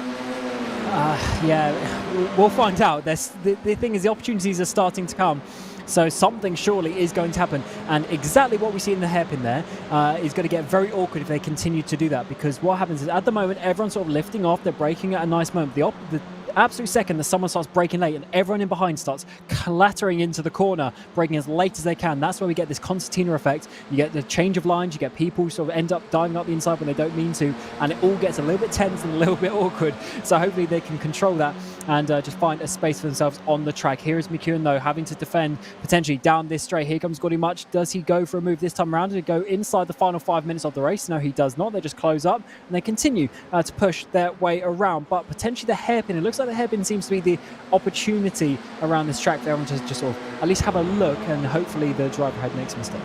Yeah, obviously we know at the end of these straights that certainly drivers are getting a look. That's where we had the moves as well from McEwen, Berryman, and plenty of the earlier moves in the race at the end of those straights, looking down the inside in the first corner, looking down the inside into Brundle. I think that might be where the moves are going to start. 3 laps left to go. They'll all be very aware of that in the cockpits. They're aware as to how long's left. Look at how close Gordy Much is to the back of Luke McEwen. I don't think he wants to go for the lead just yet, but you're absolutely right. It's that concertina up behind. It's people accidentally basically going for stuff that's causing some of the problems. Why you see them all fanning out all over the place around here. It's less to go for a move. It's more to cover yourself off from being taken out from the car behind. Pete Berryman, though, switching it up to the inside, coming into Palmer, also to cover off Caruana and maybe even fill the mirrors with his sister teammate in Gordy Much. Yeah, this is actually the way you put it is, I think, actually the better way to describe it. Yeah, you're sort of covering off, you're sort of just finding room for yourself, even though they're not necessarily trying to overtake directly. Just what happens when you get all these drivers pushing to the limit, and the car ahead maybe not going the absolute top pace, although McEwen is holding on really, really well as it stands. And naturally, of course, you get the slipstream pulling everyone in and sort of condensing this field. Though as it stands, we do still have this top 7 all fighting in towards the final 3 minutes now. So there's going to be a couple of laps left to go at the line. McEwen is now starting to defend. He's snaking down the straight. He's trying to not let Much get any sort of car alongside or even down the inside in towards Brundles. And yeah, holds on this time around, but he's at least starting to think about it. And that is, to be honest, that is open eyes there for Gordy Much, because he knows that McEwen's slightly nervous at the lead. Yeah, I mean, certainly, maybe looking to feel that pressure. 2 laps left to go. Maybe we'll see McEwen start to defend a little bit more. Maybe we'll see Gordy Much try to go for it. I mean, again, do remember sister teammates in all of this. I think the initiator in all of this will potentially be Caruana in 4th position, although you can see now as if they've been given the green flag to start racing. The defensive line being taken from McEwen. Penultimate lap of the race has just begun. The up and under might work here for Gordy Much, who closes in once again. No intent of going down the inside, big intent of going around the outside, going into the Wilson hairpin. He'll give him the inside of the Palmer if he gets the run right, but it's not quite there. The traction isn't around the outside there. Oh, this is starting to be the opportunities opening up. McEwen holding on as it stands, though, but just a couple of laps to go. So this is the opportunity, because if you get in the lead now, you might be able to hold on. Up the inside is going to be, though, in towards Axine. No, not quite. He at least had a look, but McEwen still makes the apex and in behind. Look at the absolute train of cars waiting for something to happen, waiting for an opportunity for them to increase their position as well. As in the background, I've got that Gilbert still battling for that 8th place going on to the grass. But that's not to take away from this battle. Up towards the front, that McEwen's still leading. Yeah, Remy Gilbert versus Matt Emery, 8th and 9th. Hey, maybe that'll be the reverse grid spot. Who knows? At the moment, though, this train for the top 7, there is a bit of an outlier in that. You've got 2 Stormforce Racing cars, 2 JHR by 29 Esports, 2 Williams Esports cars, and then you have the lone Kimura of Matt Caruana right in the middle of all of it. Sort of a Caruana sandwich, but then one type of bread's different than the other, so we're not going to go there. What it is, though, is an incredible fight that maybe there will be the opportunity for a pass. We're starting to see some breaks in it, though, as Berryman feeling the pressure more from Caruana. This could give Gordy Much the right opportunity to go for it.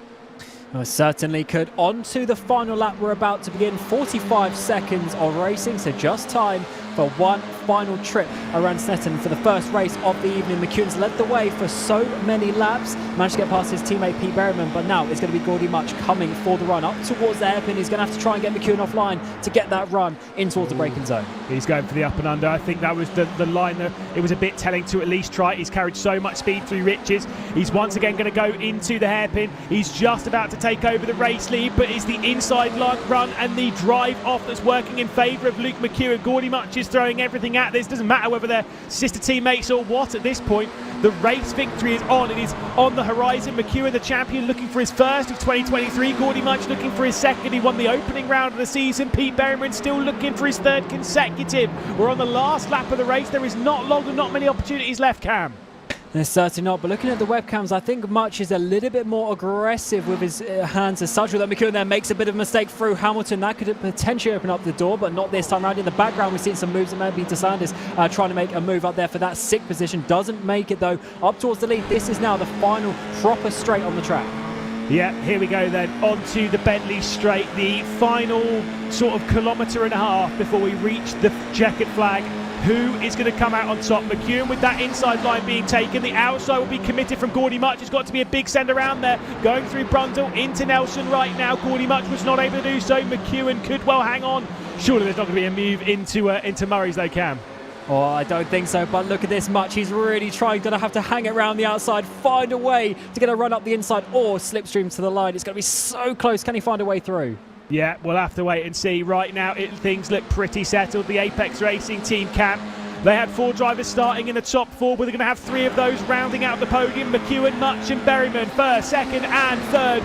Very close in their excellent fight between them. Matt Caruana settles for 4th. Moreno Sirica and Josh Ladd 5th and 6th. And Stanley Deslandis come all across the line, separated by 1.5 seconds. Incredibly close, but not so much drama on the table. Less so than what we've seen normally in the British Formula 4 Esports Championship.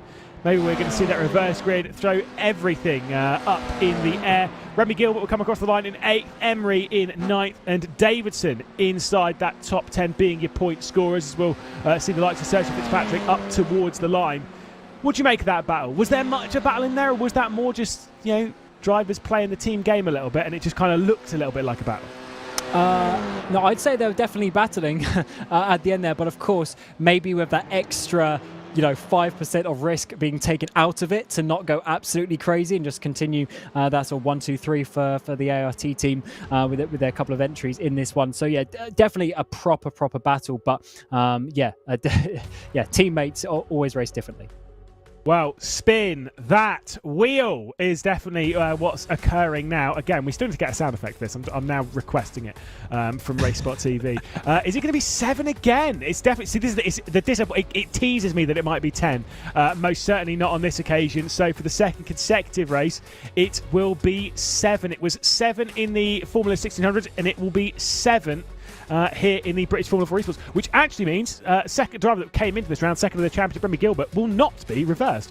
As far as I remember, I think he finished in 8th, because it's Stanley Deslandis who finished in 7th, as we can see the finishes here. So the top 7 that were all separated by 1.5 seconds, those are all going to be reversed. So maybe even expect the same kind of fight. Luke McEwen taking that victory as first of the season, Gordy Much in 2nd, Pete Berryman in 3rd, Matt Caruana, Moreno Sirica, Josh Ladd and Stanley Deslandis. That 7-car battle throughout that race. Remy Gilbert, Matt Emery and Alexander Davidson, those drivers that will round out the point scorers and the top 10 finishes. Of course, bonus point going the way of Matt Caruana. Isaac Arvidsson and Tobias Olsson for Simrace Sweden Esports will finish in 11th and 12th, and of course will start there in the next race. Duncan Hoffland for Aston Martin in 13th. Brandon Abrams, of course, James Armstrong, Carl Chase, Sergio Fitzpatrick, Ben Hitz having some big drama, Ryan McAuliffe as well, and all of that having to start from the rear of the field. Tamesh Simon rounding out the top 20. Elliot Pugh being the last of the finishers, and then there was some early drama. Lucas Mueller was out 10 laps before the end of the race, and then that one only a couple of laps in. Ted Bradbury, Aaron Vasquez, Manuel Biancalilla, Josh Poulain, Rachel Concoli and Daniel Parron-Smith getting a 5th consecutive retirement in the championship. Certainly not what you want to see.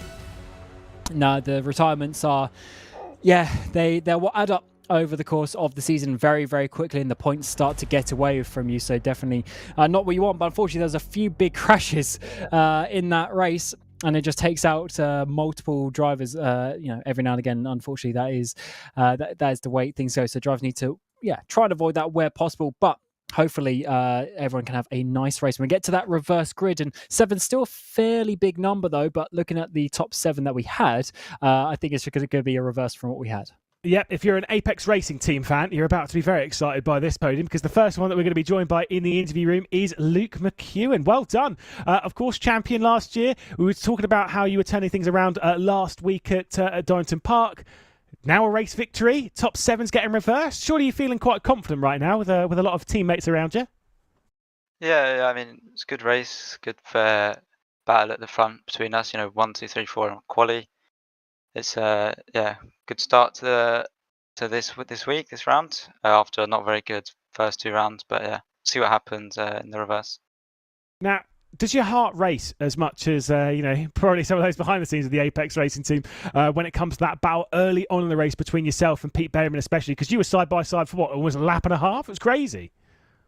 Yeah, I mean, obviously a little bit, but we have good respect for each other when driving, so I knew nothing bad was going to happen. I'm sure he did too. So, yeah, it was just good racing from my end. It's kind of one of those major things that maybe some of the younger drivers, the newer drivers in the world of sim racing maybe overlook. When you're practicing, you're not just practicing lap times, right? Do you practice battling so you kind of understand how to attack a circuit and how to maybe find those moves?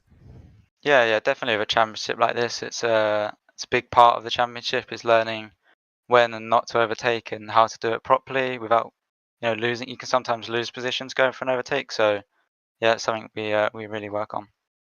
Well, Luke, get ready for the next race. Of course, you'll be starting from 7th. Best of luck in that one. We'll have to wait and see where you're going to finish. Thanks. Perfect. So after starting that one from 2nd and then finishing it in the race lead, Luke McEwen takes his first victory of the season. In a second, we'll be joined by Gordy Much, of course, the driver that finished in 2nd in that race after delivering yet another decent performance. My future co-commentator, Gordy Much, joins us. Talk to us about that race. Was there the right opportunity on the line, or were you just kind of like sat in 2nd thinking, if the right one's there, I'll go for it. If not, I'm happy with 2nd? Yeah, I mean, Luke had some good pace out front. With this, it's a battle between the dirty air and how long the straight is. Unfortunately, the middle sector is quite twisty, and it's a medium speed corner which leads onto the back straight. So, you scrub a bit of speed just with losing a bit of air on the front end, and that means that you can't quite get the run. I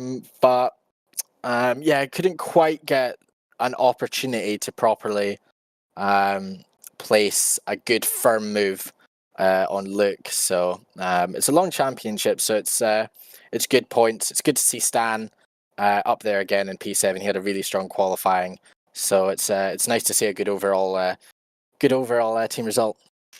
And the reverse grid is 7, so Stanley's going to be starting from the reverse grid pole. You've already won. I know obviously he won last year. Are you kind of in communication with him? Are you kind of passing on any advice, or are you just kind of like letting him do his thing? Try to pass on like little bits of info to him. But to be honest, I'm so focused on what's going on around me that I can't really construct much of the battle for him while he's kind of jousting away. I think it was like P6, P7 he was.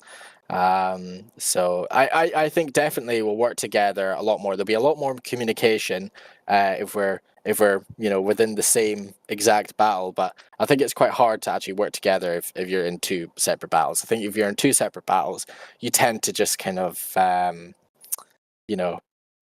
focus on your own battles essentially. Yeah. Well, Gordy, you're probably going to end up at the same point on the racetrack as him because he's starting that reverse. Could probably be starting from 6th. I'm sure we're going to see plenty of drama in that race coming up. Good luck for it. Cheers.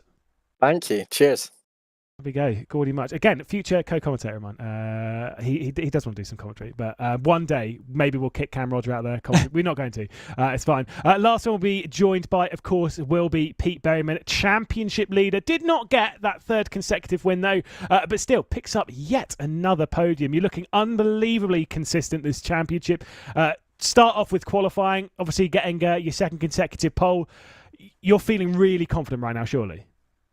To be honest, I'm really surprised I got the pull. The lap was pretty bad, let alone, yeah, I'm not the quickest guy in my team. So yeah, Luke's been really fast all week, so I think he had a bit of a messy lap. Otherwise, yeah, he would have put in an absolute stormer. But yeah, it feels pretty good. Massive points from the team that race. Bit unfortunate, I sort of got shuffled back at the start, and then I was under pressure for the whole race from the car behind. But I think we managed it as well as we could to finish where we did. Now, I've got a little bit of an update on the points, at least from what I'm seeing. Depends on if Cam Rogers has posted it incorrectly. I'm sure he has. That you've got a 25-point lead at the moment. How does that kind of affect your mentality when you're coming into rounds? You've got a solid lead. Does it actually make you race differently? Or, to be honest, do you just not care about that right now? No, for sure. Even before the championship started, straight away, race one, it's on my mind. I know I've got the speed and I'm going to be fighting for the championship. So last year, I pretty much cost myself the drive. Well, myself, I lost the Drivers' Championship really due to a bad start. Got caught in a few crashes and whatnot. So I knew that getting a good start this season is really going to matter a lot. But yeah, I think more so once you've got the lead, it definitely, every sort of decision, that's in the back of the head. So yeah, every corner I take, it's looming over me a bit. Well, I think Gordy might have made his way into the little room in the background. So we'll leave you to it. Get yourself ready for the second race a bit later on. And best of luck, Pete. Cheers. Thank you. And there we go, Cam. Again, another fantastic race, another unbelievable performance from our top three, and another fantastic one. But we move back into Formula 1600 mode, Cam. We'll have to. We'll come back to the British Formula 4s in a moment. That was a lot of fun, though. Oh, it certainly was. Awesome race once again, and you just can't imagine the amount of pressure that these guys are under as well. Just every single thousandth of a second matters in that championship as well. We've got loads of drivers going off, and as they come to end of their warm-up session. But yeah, for the F4s, amazing style of racing, and the level that we have in that championship is just so good. Really enjoying watching those battles, and to be honest, the drivers overcome some of those insane amounts of pressure that they get from the drivers behind. It's just so exciting to watch. Like you said, I mean, basically like the entire top end of the grid, they're all like 8 or 9K. It kind of looks, when you're watching it, you're looking at it being like, yeah, I could maybe take on some of these drivers. And then you see things like that and you're like, no, not on. We'll refocus our attention on the Formula 1600s though. Henry Moore, I think, has got a pretty healthy I rating. I can't remember what he's up. I think it's got 6 or 7K. Yeah, so 6. So to be fair, most of the top few actually with Moore and Cooper, I think they were about 6-7K. So to be honest, yeah, really, I mean, that's still, to be fair, for your average iRacing person, I mean, they'll be happy to get 3-4K, let alone 6-7 as we're seeing. So still some top level racing. We do have some people who are newer. Just seeing Aaron Mensah has got 618 still on the rookie license. As such, so obviously got some way to work himself up. But yeah, definitely all sorts of talents on the grid. Cam, I think the majority of the of the people in sim racing would be happy with around 2K. Let alone that is true. Like it's one of those things. Like everyone kind of think, yeah, no, 3 or 4K, that's pretty average. No. Average is still much lower than that. But it's just where What's we yours? kind of are in the 2.8. Maybe it might be like 2.6 now. I did lose quite a bit. Did some super formula racing the other week. I think I'm like 1.2, so I can't say much. You weren't particularly high when we did Spa. We're not going to. I was the only one that pinned it. It's fine. I'll get that joke out early. We'll move our way into the race and we'll take a look at the grid. Of course, the top 7 were reversed in the previous one. Phelps will start as 1 from pole. Smith from 2nd. Sikorsky on a return into 3rd after finishing 5th in the previous race, with Tompkins, Cooper, and Dan and Moore inside that top 6. Of course, 7th place and race winner Henry Moore. Jack Badger in 8th, with Groves and Mac McFarquhar starting from 10th. Matthew Crisp and Cameron Knowles in 12th. Of course, we let the rest of them roll through. You've got Simon Ball, Aaron Mensah, Caulfield, Whittle, Loudon, and Ettridge will start from 18th before we get William Hope, Crispin Williams, of course, Martin Vilk, and Ed Hope starting from the rear of the field. Those ones all having drama in the previous race, Cam. They are looking to overcome something special. This is the kind of grid you can work through. It might be a hard track to overtake at, but it is possible. Certainly is, and slightly bigger skill gap as well. So definitely think Moore will be getting up towards the front, at least on the podium by the end of this race. Yeah, so it was a 3rd consecutive win from Henry Moore. He'll be starting this one from 7th, looking for his 4th on the bounce and going back-to-back when it comes to doubles. Can he do so, or will Isaac Phelps do it? I'm not sure that start from Phelps was particularly good enough. He's being caught by Ronnie Smith on that race down towards the first corner. As we head our way down, it was also a better start from Henry Moore than it was from Danamore as we head our way through the first section. It is still Isaac Phelps leading from Ronnie Smith, from Sikorsky as well, who's trying to jump his way into the mix. Obviously plenty of dicing, ducking and weaving in the background, but at the moment the top lot coming through clean as Jason Cooper is going to work his way past Danamore. Yeah, and that's opened up the door for more. Oh, we got 4 cars all having a collision there down at the hairpin, unfortunately. Groves is involved in a couple of other cars, but the battle for the race lead goes on. This is still Ronnie Smith holding it towards the inside. We've got Phelps in behind, down towards Agostini's, and now we've got 4 cars actually battling. Cooper's trying to get involved there as well. One car's gone off in the background as well, as that Sikorsky's gone off. Yeah, Sikorsky goes out wide going into Agostini, jumps it back onto the racing line. But yes, Ronnie Smith taking over the race lead. There's plenty of drama in the background behind all of that. I think you've got Jack Badger, who's obviously dropped back before. This is Brandon Loudon, who's involved in some fights inside that sort of top 10 or so in the previous race. Obviously was in that exciting fight that we were seeing towards the back end of the top 10 in the previous race. But now dropping right the way down the order. By the way, those that were taken out in the first lap, Jordan Groves, Caulfield, Mac McFarquhar and Simon Bull. I think Jack Badger was also kind of tailed into us. But look at the lead the top 2 have now. 1 second back to Dana Moore, Jason Cooper and Henry Moore, 3rd, 4th and 5th. Yeah, that's really opened up the door quite a bit actually for them to sort of pull away a little bit and potentially get out that slipstream range. We'll have to see if Dana Moore can just about hold inside that 1 second gap, which is the all-important number, generally speaking. Here's going to be a replay of the start though, and potentially see how we ended up with that big crash down at the hairpin. Yeah, I'm sure there'll be quite a bit to piece together from this one. You can see it from up above. Maybe there was even some dramas a little bit from this grouping coming into Riches as well, but it really did build up towards the Wilson hairpin, which is where everything sort of fell apart. We were looking at Mac McFarquhar there in that bright yellow car, keep an eye on him in the background of all of this. We head our way through, as you can see, bit of lock-up up ahead, and it was just a bit of a spin, unfortunately, literally in front of everyone from Jack Badger. Yeah, then it's just dun dun dun dun, concertina effect coming in towards that. I mean, it's so difficult when the car literally right in front of you, spins or has some sort of issue, slows down more than average, and you're just already on the limit of that one. And unfortunately, towards the front there, Smith blinking a little bit, but he is continuing to lead this race from Phelps. They've continued to hold that battle to Moore, but it has come down by a few tenths of a second as they start to close in with Cooper and Moore. Your top 3 from the previous race now sitting 3rd, 4th and 5th of this second race. Sikorsky, after that little bit of an offers, managed to regain, I should say, his position in 6th. That spin from Badger, by the way, I mean, I don't know about you, Cam, but I always kind of had it where if it was like an innocent mistake from someone and there was a big crash, I'm almost more irritated. Not at the person, but the fact that I've got no one to message after the race to tell them to muppet over. You just got to be like, oh, do you know what? It's just one of those things. There's nothing you could do about it, and that's almost more frustrating. There's nowhere to sort of like vent that frustration. Not that you'd ever do that anyway, by the way, especially these days in sim racing. I'm not going into it, but no, it's almost a little bit more irritating. But alas, that is racing, especially on the first lap. You've got to expect that those things might happen. Unfortunately for the majority of the pack, there was nothing they could do about it. Yeah, that's just racing. Unfortunately, things happen that don't go your way, and it's a very difficult one to piece together. But you just have to accept it. Sometimes that is that's how it goes, especially with the likes of Smith. They're up towards the front. Phelps maybe a little bit distracted by that, but certainly something that he needs to try and overcome. The battles continue a little bit further down. This is Vilk in that 15th place, not too far behind Groves, and you've got Crispin Williams just up behind. But look at the absolute train of cars lower down as well. As I've always said, these positions do matter. But that's a bad exit for Vilk, though. Might be under attack here. Yeah, certainly so. We'll have to wait and see where the moves are going to come in. Crispin Williams is going to try something. Mac McFarquhar is going to try and get past Owen Whittle on the race down towards that first corner, and certainly has the run. They head into Riches, and that almost day-glow yellow car is going to work his way through, but back up to the race lead. Isaac Phelps, Ronnie Smith switching over. Dana Moore also joining into the fight.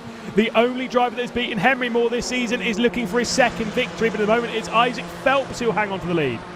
Certainly will side by side in towards Agostini's. It's going to be rounding outside there for Phelps to try and hold on to that one. Smith in second place, still on the inside as Amor tries to follow his way through. A little bit of a slide there going out wide. Let's open the door actually for Amor now to try and get this run up towards Hamilton. Doesn't have the exit speed though, just getting squeezed in a little bit. So he's going to dive it up the inside there. He gets up to that second place as long as Phelps can't hold on. Up the inside now it's going to be full contact between Moore and Cooper. Cooper goes around. Sikorsky gets involved. That's really unfortunate there as Moore goes through up to fourth.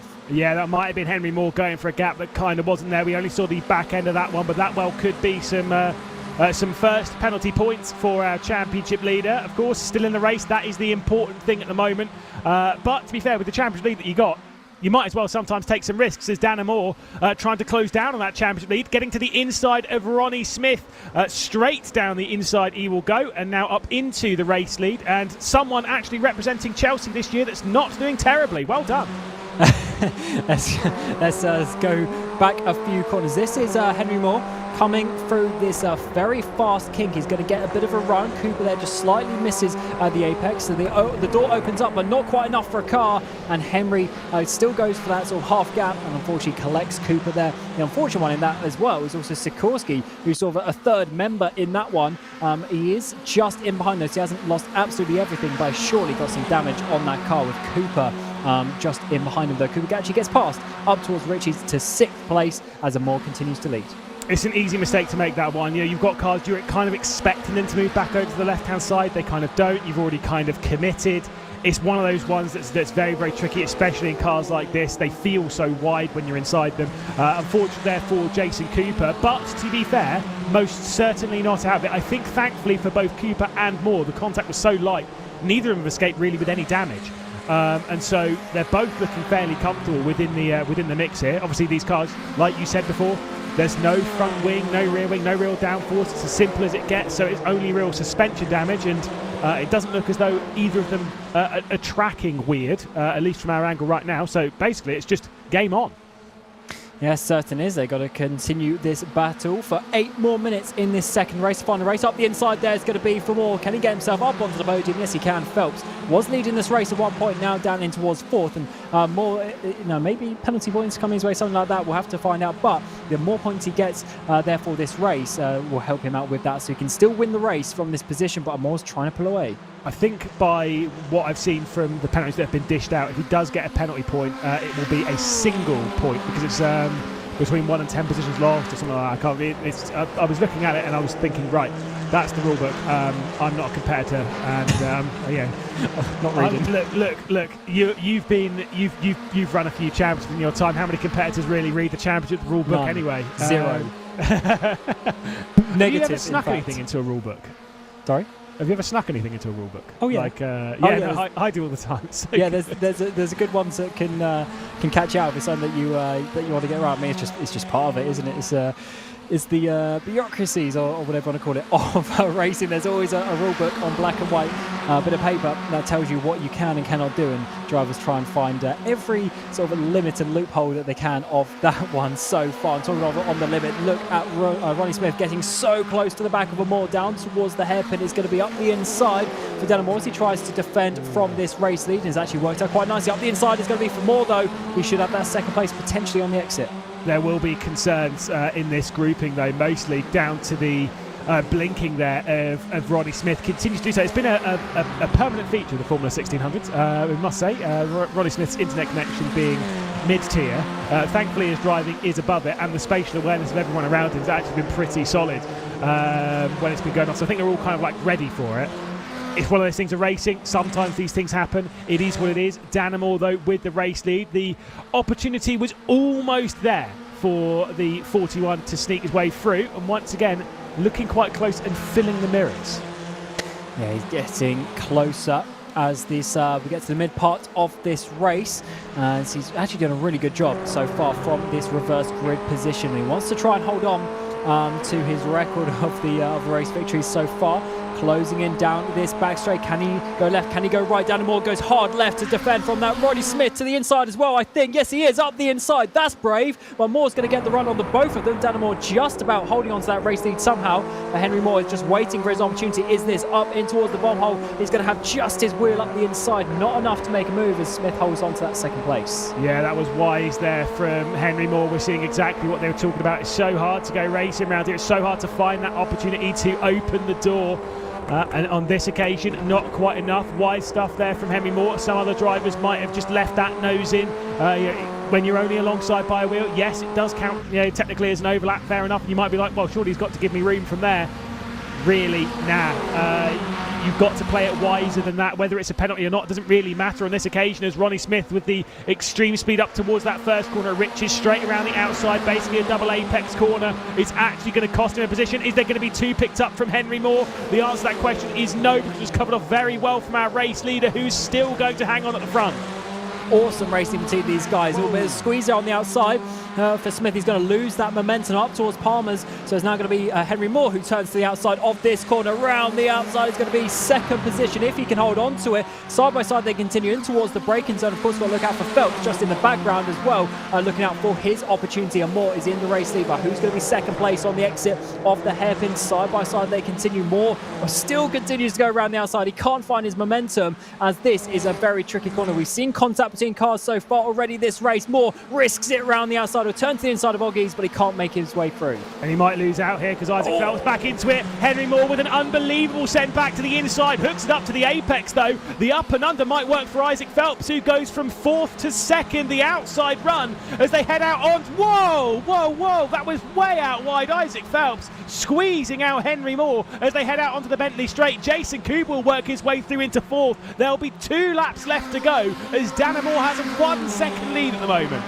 Wow, I thought Moore was, just not making that position. He was coming back into the racing line, but then sent it down the inside. That opened the door for Phelps to come through and eventually push Moore out onto the curb. So he's lost a few places. He's down to 5th. Cooper's got himself back up to a potential podium as it stands. With just a couple of laps to go in this race. Let's see this one once more. This is from Cooper up the inside.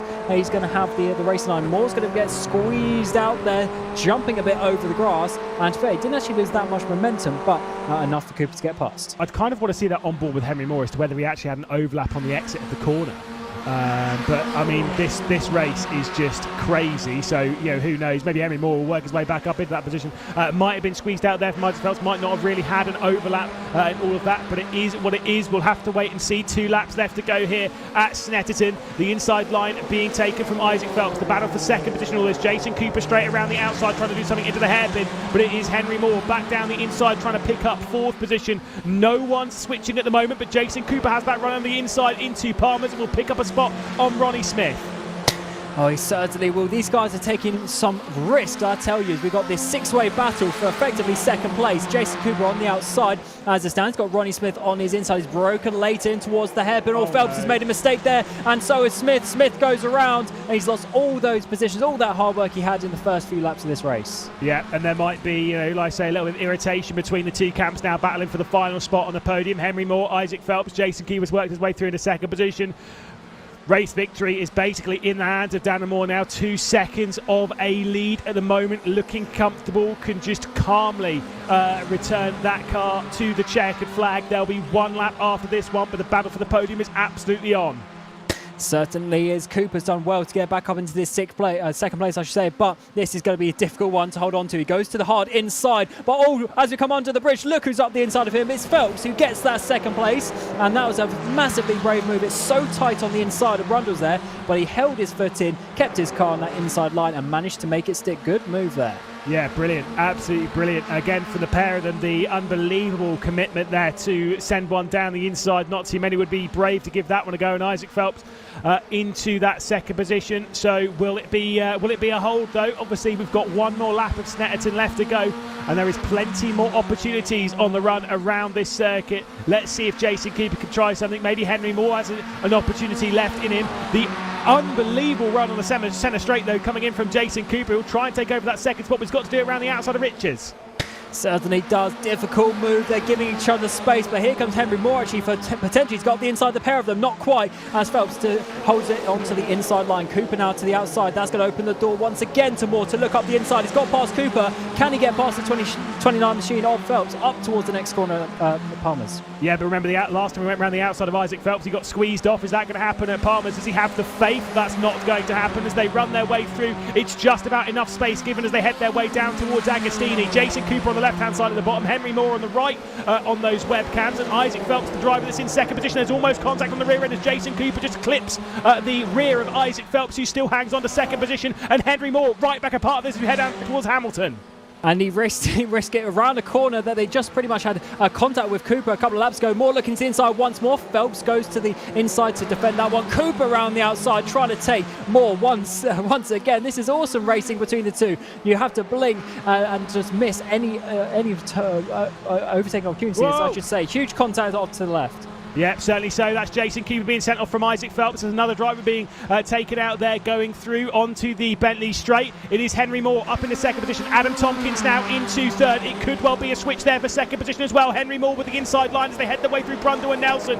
A fantastic move from Henry Moore, picking up the opportunities of those around. Adam Tompkins also doing the same. Isaac Phelps will drop back into fourth position, and Franek Sikorsky's also back into the mix. Dana Moore knows absolutely nothing about what has happened behind, because it's been an unbelievable drive, taken over the race lead, checked out into the distance, and now looking extremely strong. It was second in the first race, and now is a race victory, goes from sixth up to the race lead, and bam, that is another race victory, second one of the season from Dana Moore, really bouncing back after that poor round at Donington. Henry Moore will take another podium as Sikorsky just about beats out Isaac Phelps toward the line. Adam Tompkins onto the podium once again for the third time this season. And that's probably got to be the biggest winning margin throughout the season. We've seen such close racing, 2-3 cars battling it towards the line, but this time Dana Moore managed to get that victory done, and it's all because of this huge battle in behind. You see the amount of time that you lose, but Dana Moore got his car in the right time, in the right place at the right time, and managed to take that victory. And he's he's really trying to give it to Henry Moore as the season progresses. I don't think he's going to be letting Henry get away through this mid part of the season. I mean, like I say, it was just a solid drive from Dana Moore. Maybe, again, curious to what he's going to say. Maybe he got lucky from those battling so hard behind. Wonder what Henry Moore feels about that incident, of course, with Jason Cooper, as well as the one between himself and, of course, Isaac. But we'll take a look at the finishes there. Dana Moore first place, Henry Moore and Adam Tompkins first, second, and third. Franek Sikorsky in fourth with Jason Cooper in fifth. Matthew Crisp, Cameron Knowles, Ronnie Smith dropped down to eighth, which is, of course, that spinner Agostini. He still managed to keep himself in eighth, with Jack Badger and Martin Vilk in that 10th position and scoring the final point. Ed Hope, Jordan Groves, we get Daniel Caulfield, Aaron Mensah, Mac Mafalqua, Oliver Ettridge, of course, Owen Whittle. Isaac Phelps dropped down to 18th. Well, so must have had some penalties to add to his name post-race. Maybe some instant points throughout the run. Of course, William Hope, Crispin Williamson being a retirement from the race, finishing on the list down in 20th spot. Fastest that going the way of Jason Cooper, and to the extra bonus points for them. And of course, the rest of the drivers being retirements from this race. Simon Ball and Brandon Loudon. Big shame for them. Of course, Simon Ball was looking to try and maybe score that first point. Unfortunately, knocks up a third retirement out of 4 races. Big shame for some, but big congratulations to Dan and Moore taking another race victory before we head our way into the British Formula 4 Esports Championship for our second and final race of the evening. Good one, Matt. I quite enjoyed that. Yeah, that was an awesome race. Once again, we had a huge battle pack up towards the front, and they really, just gave us some awesome side-by-side. What I actually really liked was that move down in towards Brundle. We saw it a few times. So many cars really going hard to the left of the track. Massive commitment to try and make a move stick. So they've definitely got, a lot of guts in these drivers to try and make these moves. Do you reckon that will change anyone's approach in the Formula 4 race? Kind of seeing that, maybe thinking, oh, maybe I should go for an aggressive move back down the inside. Maybe I should try something here. Oh, maybe. They do have more downforce to hold it through the left-handed corner as well. But that was certainly, absolutely crazy to see the amount of commitment that those guys were putting into it. Yeah, like I say, absolutely love it. Maybe some of the drivers will adjust their footing in the British Formula 4 Esports. Of course, that will be a 7-car reverse grid, as it was in this one. It was Darren Moore who took victory, and I think we're about ready to catch up with him, see how he felt about that one. An unbelievable drive, just kind of picked your way through into the race victory. Dan, second win of the season. Let's just go straight for it. How are you feeling right now? I'm pretty chuffed, to be honest. Now you're kind of discussing it, obviously, how the Donington round, maybe it's affected how you're driving for this one. Clearly it's affecting you in a positive way, because second and first, great results. Drive like this more often? Well, I think I'll take that every round, to be honest. Nice consistent points. I think the pace was really good, and just overall came out on top in most of the races and the little 1v1 battles we had today. Obviously we've got a couple of weeks before Alton Park. When does the practice start for that? Because obviously we've had only 1 week between these rounds. Is it literally straight after this, bang, let's get some laps in? Obviously it's a very tricky circuit, that one in Cheshire.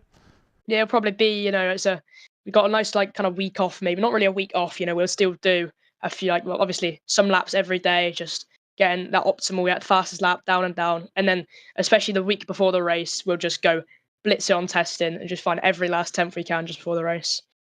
Now, rounds like this, you're showing some incredible speed for the championship. Is Henry more catchable? That's the important question.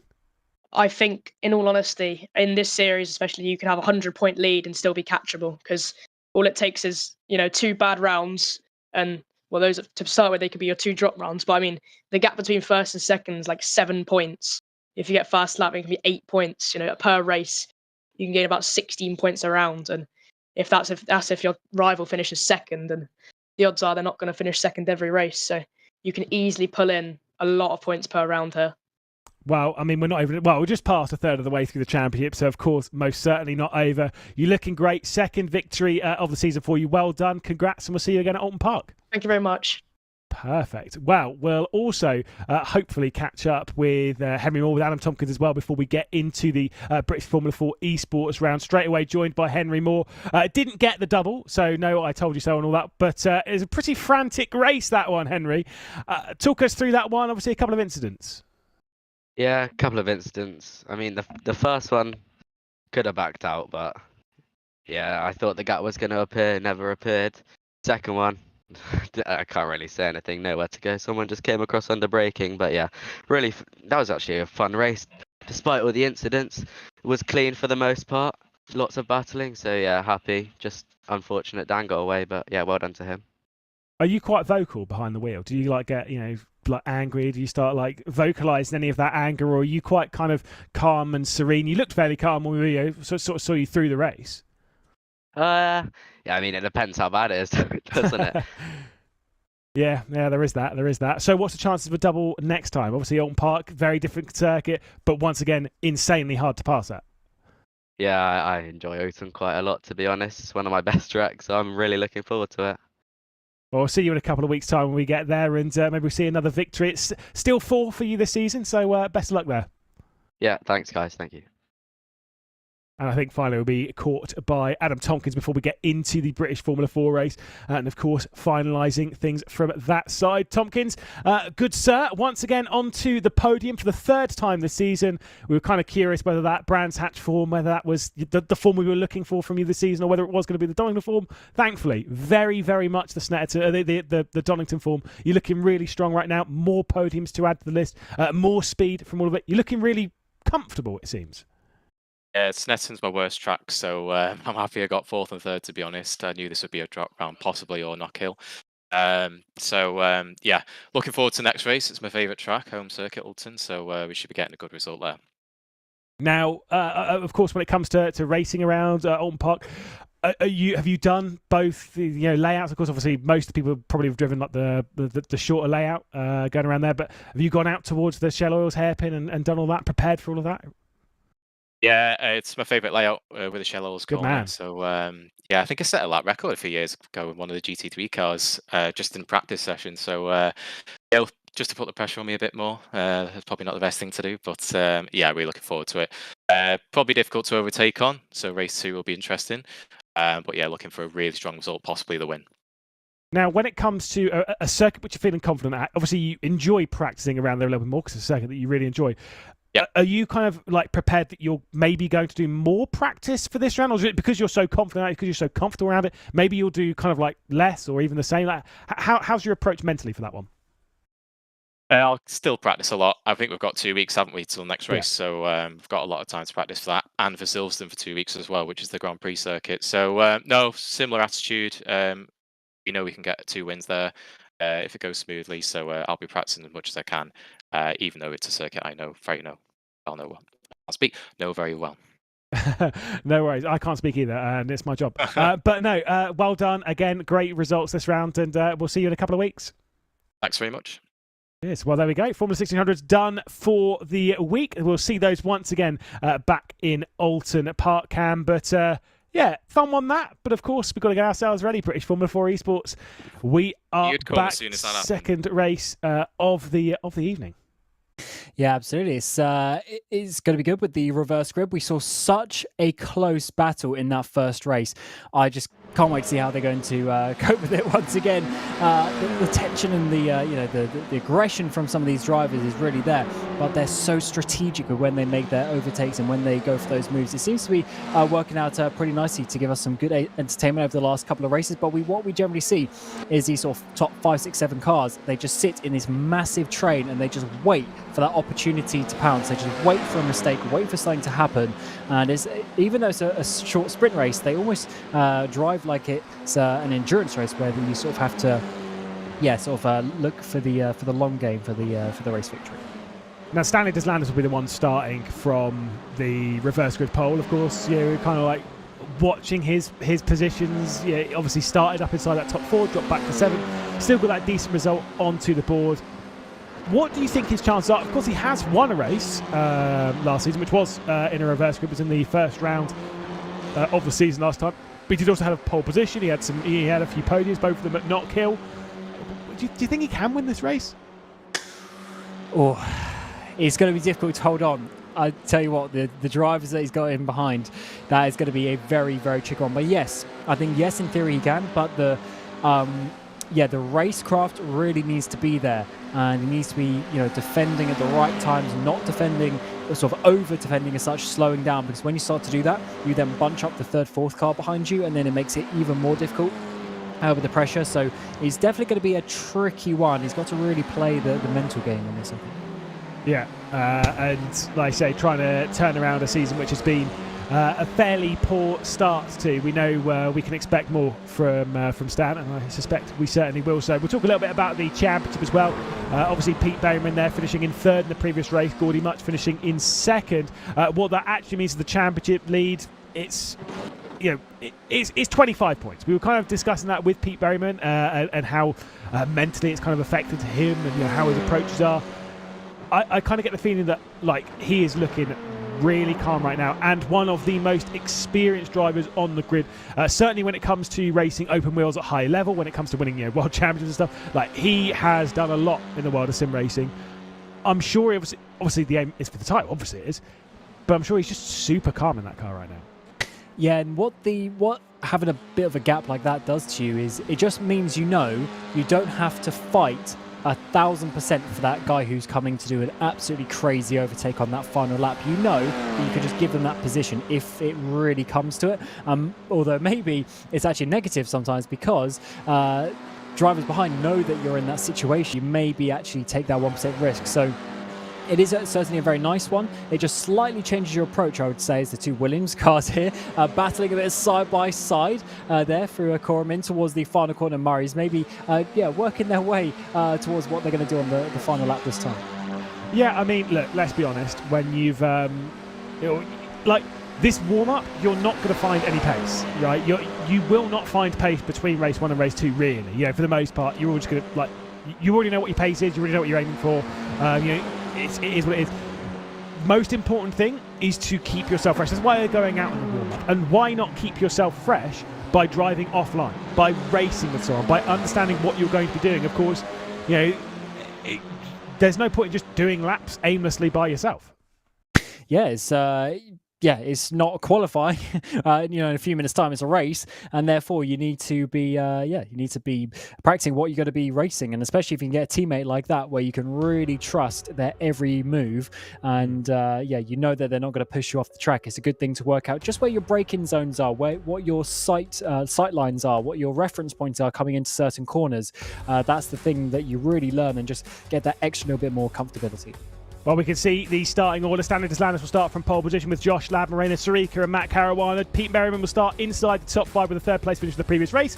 Gordy Much from 6th, of course. Luke McEwen being one of those that got reversed after that race victory. Remy Gilbert will start this one from 8th position with Matt Emery and Alexander Davidson. Isaac Arberson will start from 11th. We'll let the rest of these roll their way through. Of course, lots of drivers further down here that are way, way out of position. The likes of Ted Bradbury, the likes of Ryan McAuliffe, the likes of Josh Poulain, who will find down in 26th position. Some big names way out of where we expect them in the British Formula 4 Esports Championship. How much can they work their way up? Can Stanley Deslandis take this victory? Will someone steal it from them? Maybe Josh Ladd's the one who's going to give it a good go. We've got 20 minutes onto the clock. You've got Williams Esports starting from 2nd and 3rd. Stanley Deslandis starting with the race lead. Matt Caruana fresh off his first podium of the season last round at Donington Park, as we all race our way back down into that first corner. Good start from our race leader and pole sitter of Stanley Deslandis as they head their way through. Already instant attacks coming in for the likes of Josh Ladd from Matt Caruana behind. The rest of those will just try and keep their nose clean as Caruana looks straight down the inside. Around the outside though, Josh Ladd's going to go try and take over the race lead. The answer to that question is no. Oh, there's a further side-by-side crashes in the background. 4 cars all going off the track, and that's not the way that they would have wanted to start. Here's Caruana. He's under attack now. Unfortunately for him, he's got Gordy Much up his inside, down towards Agostini's. It's going to be difficult to hold it around the outside with the late braking that we know the Scottish driver can do on the inside. And we've got the 2 Stormforce cars battling in the background like we saw them do in that first race. Loads of drivers off into the grass as well for this first lap. Yeah, Caruana was out wide. It has allowed Gordy Much to go through, so he's +2 at the moment on this lap. Now defends a little bit from Caruana as both the Stormforce cars. It was almost contact as well between the pair of those as Luke McEwen was cutting over the nose of his teammate, who was kind of just trying to keep out of trouble. Remy Gilbert behind him.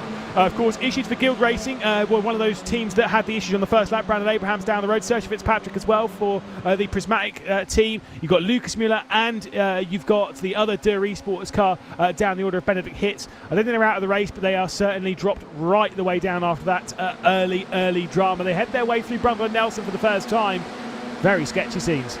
Yeah, you're talking about a 6-way battle for the lead at the moment. Obviously, being the end of the first lap, it's even further more than that. This huge train of cars will slowly split up and separate into a sort of 2s, 3s, maybe 4s, as there's not sustainable to have all those cars. But to finish this first lap, it's going to be Deslandis leading the lap. But how many laps can he do this time around? Just going to be Josh Ladd coming towards the outside in that number 2 Williams Esports machine to try and find a way. But you don't necessarily overtake here, but what you do is you slow down your rival through the apex to try and get the run in towards this chicane. But once again, Josh Ladd looking so calm there. To the outside is going to be Deslandis. To the inside is loads of cars in the background trying to go side by side too. Yeah, it's looking good for Deslandis, like you say, 2/10 of a lead, but maybe that pressure is going to build through the race as one of the Aston Martins off. Was that Bianca Lilla? I think there was quite a few down in all of that. It was actually Hoffland that was the one taking out that. You've got Tobias Olsen, you've got Alexander Davidson as well for one of the Pure Sims teams. Ryan McAuliffe, Matt Caruana rather, trying to get back around the outside of Gordy Much, heading down into Agostini. Slow drives off the corner. We'll take a look back on the lap 1 incident down into the hairpin. Of course, this is where we saw the 2 Der Esports cars. That was a bit whoa! That was Sergio Fitzpatrick, I think, straight into the rear. It might not have been, actually. It might have been Rachel Concoli straight into the rear end. Sergio Fitzpatrick was also joined in all of that, but not a great start for Prismatic or for Der Esports. Wow, yeah, no, it is the number 7 machines. That is Fitzpatrick coming in towards the hairpin and just braking way later than the cars ahead. And unfortunately, sort of locking up there. Nowhere to go after that point. Just, set that up in the braking zone. Unfortunately, going too low late on the brakes. As you say, the 2 teammates of Der, unfortunately, getting both involved. This is the next time around, though. Up the inside, there's going to be the number 9 machine. That's of Tobias Olsen. A bit of contact already in the background. Coming in late is the 71 machine there too. So quite a few drivers making mistakes. Yeah, McAuliffe was also deep into all of that. We'll take a look on board with Ryan McAuliffe. Kind of see all of them sort of jostling 4 positions. Big send down the inside, way too deep into the Aston Martin. That sends, I mean, I'm not going to blame for like the second part of that, where you obviously had the incident between Olsen and that, but that was in way too deep. Yeah, well, certainly. When you go past the driver ahead of the one you're trying to overtake, you know you've broken a little bit too late. It's side by side for the race lead. Josh Ladd once again to the outside, can't make it work. So Deslandis holds on to lead another time round. Sarika is in our third place. So two Williams drivers potentially could work together in the background. Zach Caruana are going side by side with Gordy Much, as he's done so quite a few times already this race. He's managing just about to hold on. Much can't find his way through up into that fourth place as that battle continues. Up the inside though, it's going to be for Josh Ladd for the race lead. Yeah, he's going for it straight down the inside into Agostini. This could be looking really good for Williams Esports as well, because Moreno Sarika is going to try and follow his teammate through. Stanley Deslandis straight around the outside as they go through Hamilton. Now the inside as they get into Oggies. Moreno Sarika has to look backwards because there's that battle between Gordy Much and Matt Caruana. Much around the outside of Caruana as they head through Oggies. Now back onto the Bentley straight. They go through Williams. The lead is to be held by Stanley Deslandis. 5 minutes down in the race, still plenty of time left to go. At the moment, though, we're getting that really dicey fight for that final spot on the podium. Josh Ladd not able to do anything about our race leader. And nor can Gordy Much on Caruana. He's tried so many times this race, but hasn't been able to. It's all in the background. We see, was that Berryman? Yeah, Berryman and Arvidsson trying to have a little bit of a battle in towards Brundle. That's always a bit of a risky one. We have seen some successful moves, though, in the 1600s in that corner. Just need to be a little bit more careful, potentially, in these cars. They're so on the limit going into there, really pushing hard. So as it stands, so Berryman not looking to get up towards the race lead like he had 1 week ago in this second race. Side by side across the line though, is it going to be finally a move Caruana up towards that third place? He hasn't really looked so far just yet, but not this time either. Yeah, of course, Caruana's looking for a second podium in his British Formula 4 Esports campaign. Has done obviously the 2022 season and the 23 season. That is a big send. Straight down the inside, pulls up to the apex. Absolutely brilliant from Matt Caruana. Straight down the inside of Moreno Sarika. Played that card so well. Didn't lock up, didn't miss the apex, got the up and under, and bam, Caruana into third. Textbook move, you could say, into that corner, and to be honest, it's just the way that corner is set up as well. You can absolutely love a send down the inside, and I should say up on towards the podium. Sarika down to 4, so he's lost the contact with his teammate, which is always an advantage to have, as Gordy Much is still in that 5th place, now trying to overtake a separate person who's now up ahead of him. But look at the train of cars in behind as well. You can slowly sort of work your way up the train if you do what Caruana did, but unfortunately so difficult to do that every lap. Yeah, certainly so. And like I say, just trying to piece your way through this one, pick up one position at a time, and maybe you'll get the opportunity for a race victory late on. This is exactly what Matt Caruana's doing. Maybe it's what Luke McEwen's doing. Less so moving forward, more so defending from Remy Gilbert, who's now found himself in 7th position, working his way one up on Pete Berryman, of course, who's got 4 consecutive podiums in the British Formula 4 Esports Championship at the moment. I think the idea of getting a 5th might be a little bit too far down the road, but I think Pete Berryman is more than happy to pick off a couple of decent points. But how many points has he's got a lead? 25. Gordy Much, I get the feeling, is a driver that's feeling confident to move his way through this field, and if he were to make himself onto the podium, maybe even take that race victory, which is probably a little bit of a stretch, it could be a big game for the JHR by 29 Esports driver. Yeah, certainly. The issue for Berryman is he's in 8th place. That's only, 4 points? So compared to a race win, that's 21 points. That could very easily be a huge change in this championship. So he needs to be careful depending on who wins this race. Of course, if it's someone like DeSantis, who's a little bit lower down, or not so close, maybe potentially you want someone like Caruana to win to try and change that point around. It's definitely something that he needs to consider with how far and how aggressive he goes in towards this second half of the race. But Deslandis still does lead with Josh Ladd in there. Of course, Ladd lower down in the championship than he would have wanted after a few contacts, a few crashes in the opening laps. And we slowly worked our way out to a top 10 train for this league. Yep, it is quite the train. Caruana in tow. Obviously, we saw that move on Moreno Sarika. Can he pull a similar sort of feat on Josh Ladd? I think that one might be a little bit more tricky. Stanley Deslandis is playing this card brilliantly at the moment in the race lead. But I get the feeling, based on what we saw from Gordy Much in the previous race, from what we've seen from quite a lot, when you've not got the slipstream yourself, i.e. being the race leader, you're at the head of a train, when you don't have that slipstream, people can close in on you, and there is that potential for a move. We saw it from Gordy Much, how much he was lifting out when we were on board with him I kind of wonder if Josh Ladd is doing the same. But when he gets that pressure on from Matt Caruana, is there then that sort of like that extra push of, I've got to go for this, straight down the inside, or at least a look as they go through Coram? I could have told you that one wasn't going to work, as Gordy Much might make it through on Moreno Sharika. Oh, wow, that was a big snap. He's going to lose out here going through the final corner. Yeah, he's going to have bad momentum onto this front straight. So look at McEwen trying to slipstream and drag his teammate down, actually, because Berryman's trying to get involved there. Side by side, they continue across the line, almost 4 wide as we come towards Richie's for his next time around. Side by side for second place as well, but it's going to be Sharika just about holding on to that. I don't know how he did after the bad exit they had, but he's now going to hold it in towards the braking zone for this next corner. Much on the outside, Sharika on the inside, also behind. You've got to look out for Berryman, who's trying to hold on. So McEwen, I should say. Oh, off in the background though, Much is being pushed off. Yeah, what happened there with Much is almost as if he just came to a complete stop, getting squeezed out there. It's allowed McEwen to sneak his way through the fourth. It's dropped them 2 seconds off of the race lead as well through all of that. And we're now 3 wide. Isaac Arvidsson in the middle of all of this. You've got Berryman involved, who's going to back out of it. Iverson going to try and send it as he's trying to get past Moreno Sharika. Remy Gilbert also in the mix, picking up his way through the field, which we've seen so many times this season. Wow, this is a big change to what we saw 1 lap ago. But as it stands, McEwen up into that 4th place, got a bit of a gap to this battle we see now. Sharika, Gilbert, and in behind we've got Arvidsson, who's get past Pete Berryman. Berryman was looking to gain places like his teammate, but in the end, he's still in that 8th position. Let's look at this one more time. This is Gordy Much. The second car in this train is going to be the outside of the Williams driver of Sharika. Is he going to be pushed to? Is there contact? Is there something a little bit furthermore? Oh yeah, there is contact between the two.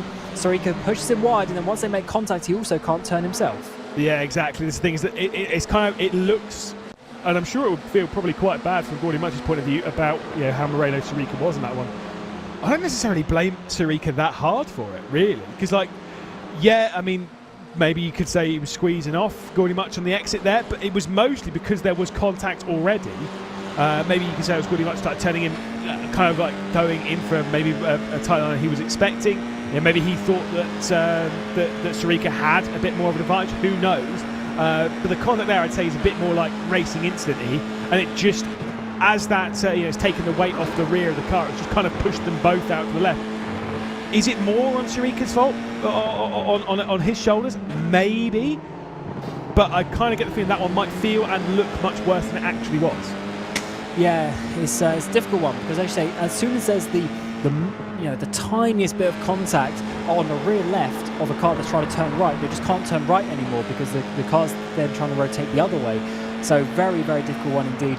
And of course for the stewards to sort out post-race if that ever comes before them in the stewards room. So it's definitely a difficult one, and just shows you how close the racing is, and it's left a big gap in between 3rd and 4th place as it stands. McEwen is leading this train for this top 4, but I think he might just about be closed down, and definitely under attack from Sharika to get back up into that position that he held once earlier. Yeah, like I say, I think of all of the drivers in this train, the one that can afford to be by far the most patient and let the race come to him is Pete Berryman, who we're presently on board with. Look at how calm he looks behind the wheel. It's like, yeah, cool, I'm in a race. Heart's not really racing. I'm just chilling right now. I'm waiting for my opportunity. Maybe someone's going to cause some drama up ahead. I'll pick up the pieces. That's why I do so well. Obviously, Pete Berryman has had his bit of drama this season. It was in that first race, of course. It was avoiding an incident, or was it touch of contact going through Paddock Hill? Brands Indy pulled him off to the right-hand side. Still was able to get 9th position from the race and look strong afterwards. So fair enough, got himself onto the podium. But at the moment, we'll see if Caruana's able to work his way through into 2nd. Lad's doing a good job right now. Caruana's, I don't think, 2 into the fight. Yeah, the good thing for Berryman is that these 3 drivers towards the front, they're not.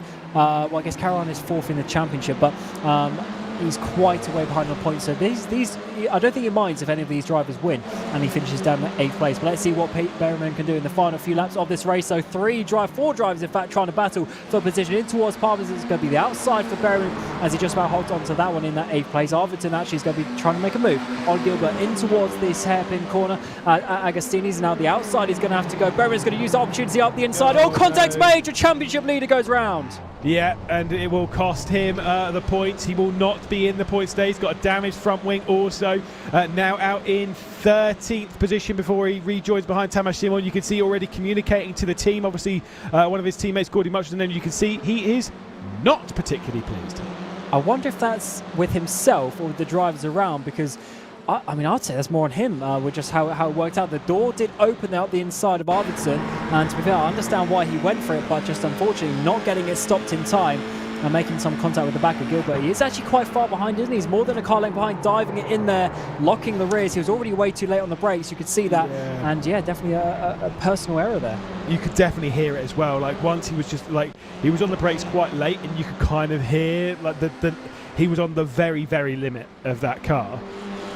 I mean, I kind of, like I say, I agree. I'd put more of that on Berryman, but maybe, yeah, he was a little frustrated at the others. Probably is a bit more frustrated himself. You know, why am I taking so much risk battling only for a couple of points?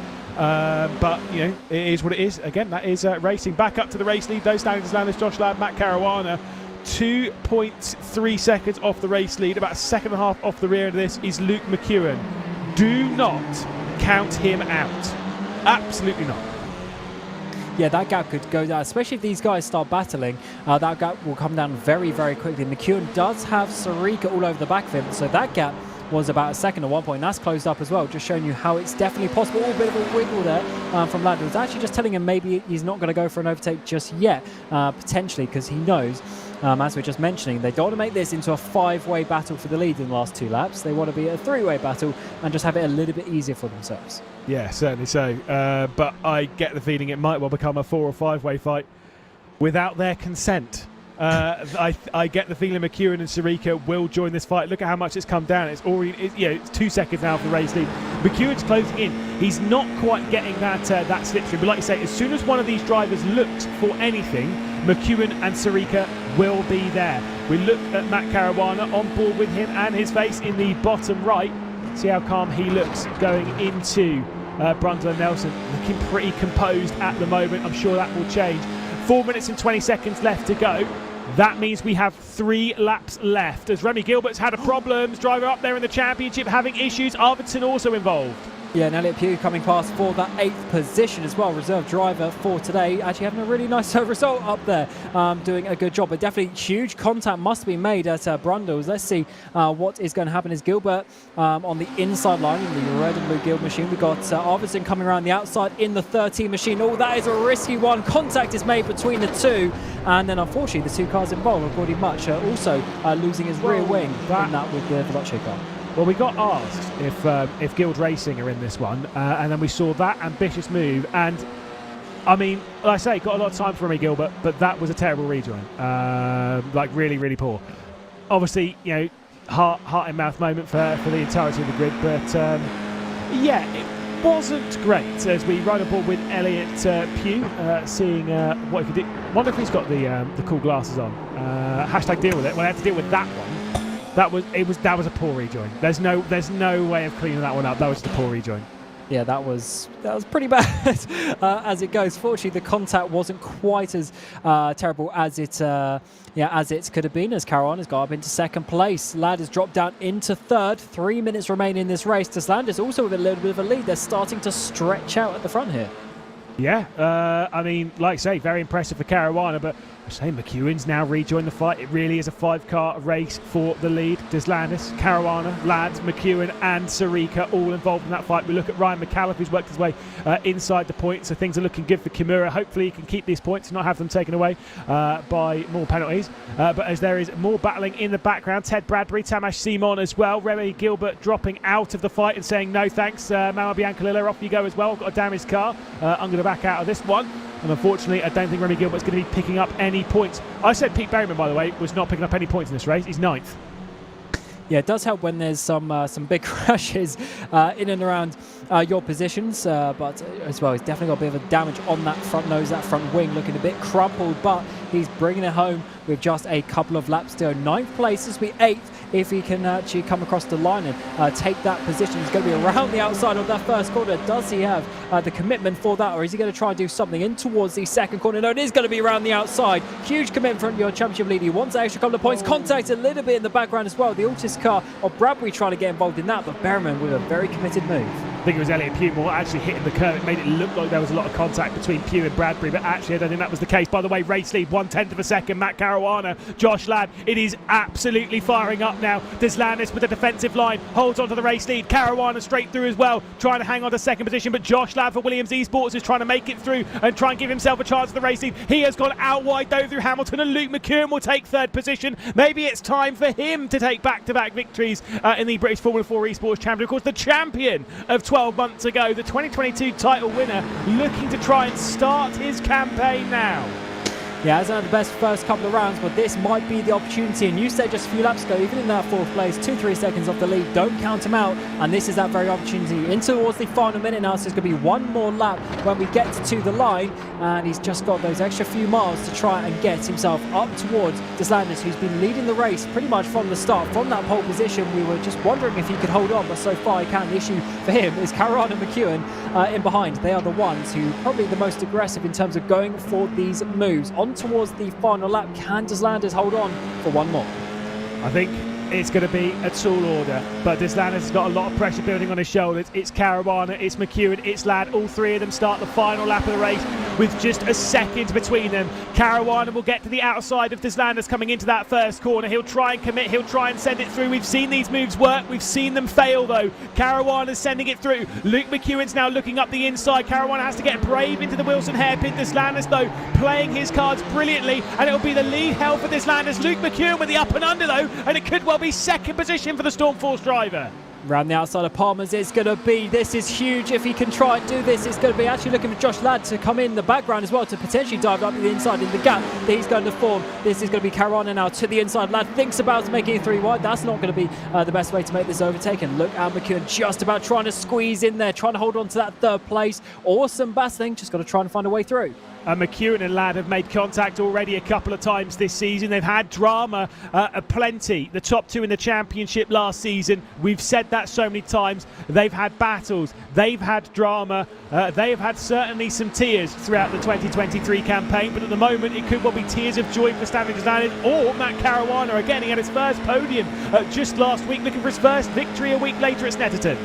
Well, early defensive manoeuvre there for Deslandis, so he's absolutely looking in his mirrors. He needs to be careful because you do go a little bit slower with that. Just look how much speed Caruana carried there through Brundles and really now in towards the bomb hole. This is the final opportunity. Get your run in towards Murray's. Yeah, 5 cars separated by 1 second. A race victory on the horizon and 25 points with it. Stanley Deslandis has not had a good start to 2023. Finished in 7th position in the previous race, got the reverse grid and has led every single lap of this one. This will be a sweet one from Stanley Deslandis. He'll come across the line and will it be a victory? Oh, but he's going to slow down the final corner and it'll be Matt Caruana out of nowhere taking his first victory. I thought that was Deslandis all of the way, but a 10th of a second and Matt Caruana steals it for Kimura. Wow, what a finish there. Caruana slid out the final corner but still had enough momentum to just about get Deslandis to the line. What a fight between the two of them that we had on that final lap, pushing each other to the limit. An amazing effort for Caruana. To be honest, he really deserves that. He's one of the the faster drivers in this championship, but he's coming up against some really strong teams and it's very difficult to get a win. So finally here at Snetterton, he's managed to get that race victory. Yeah, penny for the thoughts to Stanley Deslandis. I mean, we've still need a penny for it. We'll be able to catch up with him in a few moments' time. But wow, was that close. Unbelievable scenes.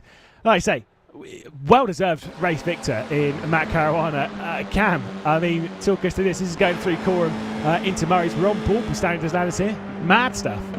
Yeah, let's see. Was it actually a slowdown? Goes a little bit wide there. Yeah, might potentially. I don't know. Potentially. Was he out of fuel? Oh no, even worse. Running out of fuel is even worse, I would say, coming to the line. Because that is, yeah, I mean, he's done everything he can. He's flat out. He's not having to slow down. But unfortunately, the car just spluttering to the end. Just one, the 10th of a litre more, and he might have been able to make it finish. Let's see this from Caruana's perspective, though, because he probably wasn't expecting this. It's a fair way out of the corner that Deslandis starts to slow down. He has a massive slide. Right now, he's probably thinking, no, I haven't got this. Yeah, I mean, you called that slide brilliantly. That single cough. I wonder if even Matt knows that he was running out of fuel. That is wild. I mean, like I say, they're pulling the fuel numbers as close as possible, but I can tell you something. 1 litre of fuel is what? It's 0.7 of a kilo. I can tell you that ain't going to make the difference when it comes to speed. Bung an extra litre in it if you can. I'm just thinking, maybe they fueled it for being in the slipstream. And of course, he led the whole race, didn't he? So there'll definitely be a little bit of extra fuel that he would have burned. Maybe so. Well, it is going to be Matt Caruana taking that victory. Stanislav Landis and Luke McEwen rounding out the podium. What was a thrilling round here at Snetterton. Of course, the top 5 separated by a second. Josh Ladd and Moreno Sirica being those 5 drivers. Williams Esports scoring some decent points to close off a little bit on Stormforce, who finished in 3rd and 8th. Of course, Matt Emery in 6th position. Ryan McAuliffe in 7th. Pete Berryman dropping down the order back up inside the top 10 with some solid points, finishing just a little bit behind Ryan McAuliffe. Ted Bradbury and Tamash Simon for Veloce Vexed. Couple of decent points for the Veloce team as well, being 6th and 10th. Then we get those finishing outside of the points. Elliot Pugh, Manuel Biancalilla, Aaron Vasquez, Daniel Parent-Smith getting his first finish onto the board.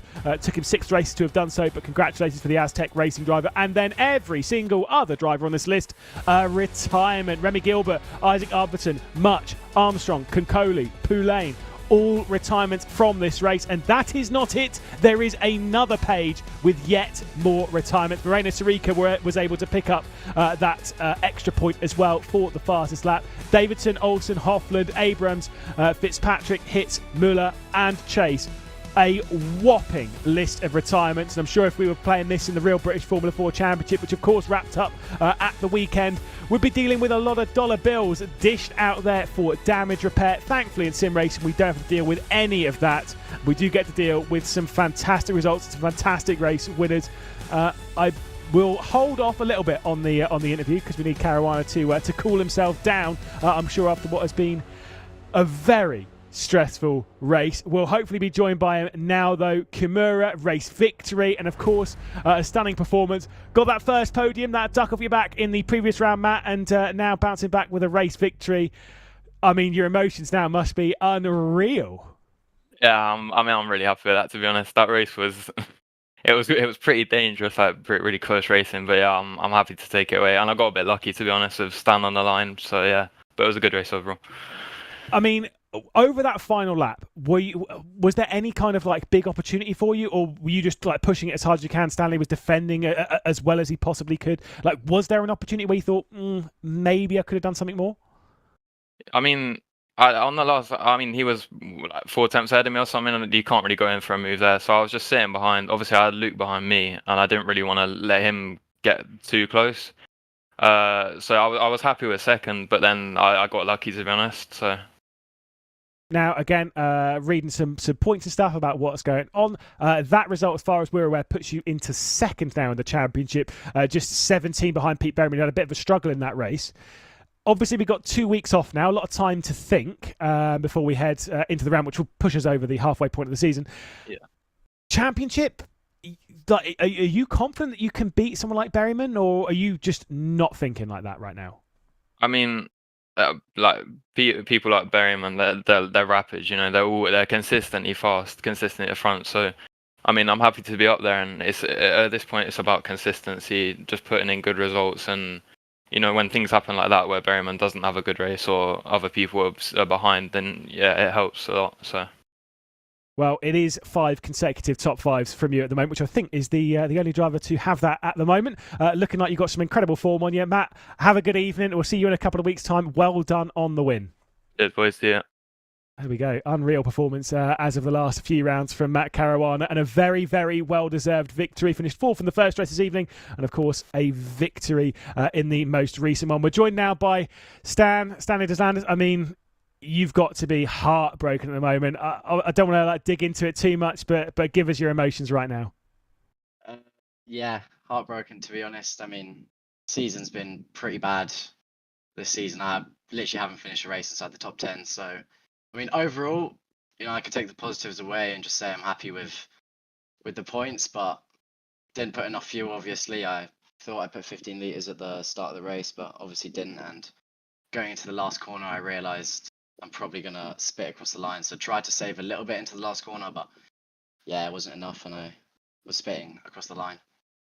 Was there any other point in the race where you were aware that you might have been low, or was it literally just going into that final section? Literally last lap, to be honest. Just last lap. Because maybe if I knew earlier on when I had a gap, I could have like saved a little bit, and I could have managed it way better. But yeah, I realized at the last lap, like, crap, I haven't got enough fuel. So, but I think the important thing is to take the positives for this round. Of course, you qualified brilliantly. You had great pace and didn't put foot wrong in this race. Do you think these are the kind of rounds that turn your season around? Of course, we've got that couple of week break before we go into Alton Park. We know you go well at places like Knockhill based on last season. Yeah, it's a confidence boosting round, surely still. yeah, I mean, 100%.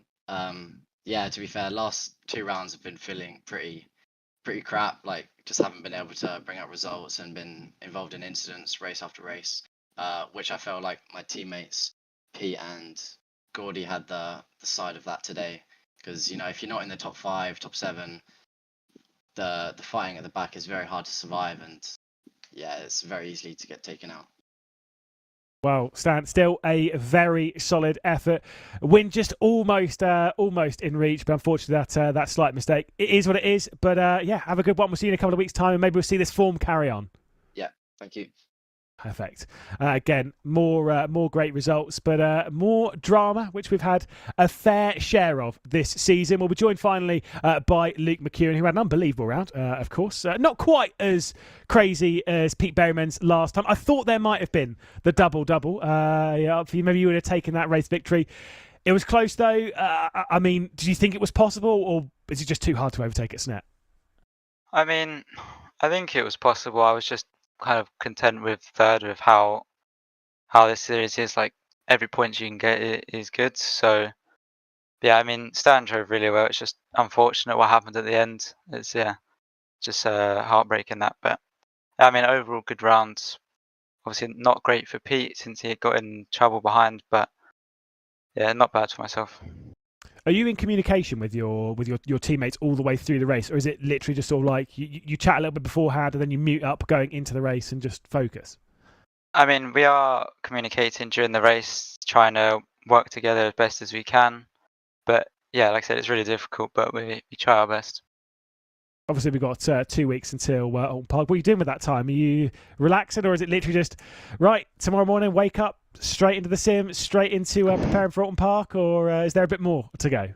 Nah, definitely a bit of break. It's been a lot of racing recently, so probably take a bit of a break and then straight back on it, yeah. Well, we'll see what you come back with in Alton Park. We'll see you there. Cheers, Luke, and again, amazing round. Thanks. There we go, Cam. Our finishes up there. Again, amazing stuff. Great to see that win for Matt Caruana. Big shame for Stanley Deslandis, but Caruana's closing in on Pete Berryman. 17 points. Wild.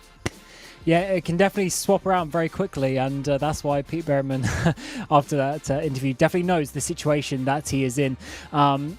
Just with the chaotic racing that we have, if you have a spin like that, you can easily lose some points. And also with the reverse grid as well, it doesn't matter if you win the first race, if you go back to 10th place, if we end up getting a 10th place, you can easily get caught up in accidents. So it's definitely going to be a very difficult one as we get to about a third of the way through the championship. Now, it's going to be a long way until we get to Brands GP. Now, yeah, obviously there's the question. Dana Moore thinks Henry Moore is catchable in the Formula 1600s.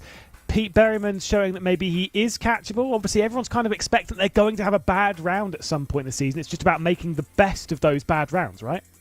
Yeah, absolutely. You're never going to have a completely consistent championship. Is so difficult to win every single race, and especially as qualifying is so important. So yeah, to be honest, any of the gaps at this point can be closed down. We've only had 3 rounds, with 5 to go. There's, those points can easily be, flipped and reversed back. Of course, we've got 2 weeks until the next round, Cam, before you get to put up with all of our nonsense in your ears for another couple of hours of racing. But next time we're going to Alton Park, we're going to Cheshire. Absolutely love this track. Genuinely one of my favourites in the UK. It is tight, it's twisty, it's difficult, but it's so much fun. Yeah, it really is, and I can't wait to see how these cars go around there.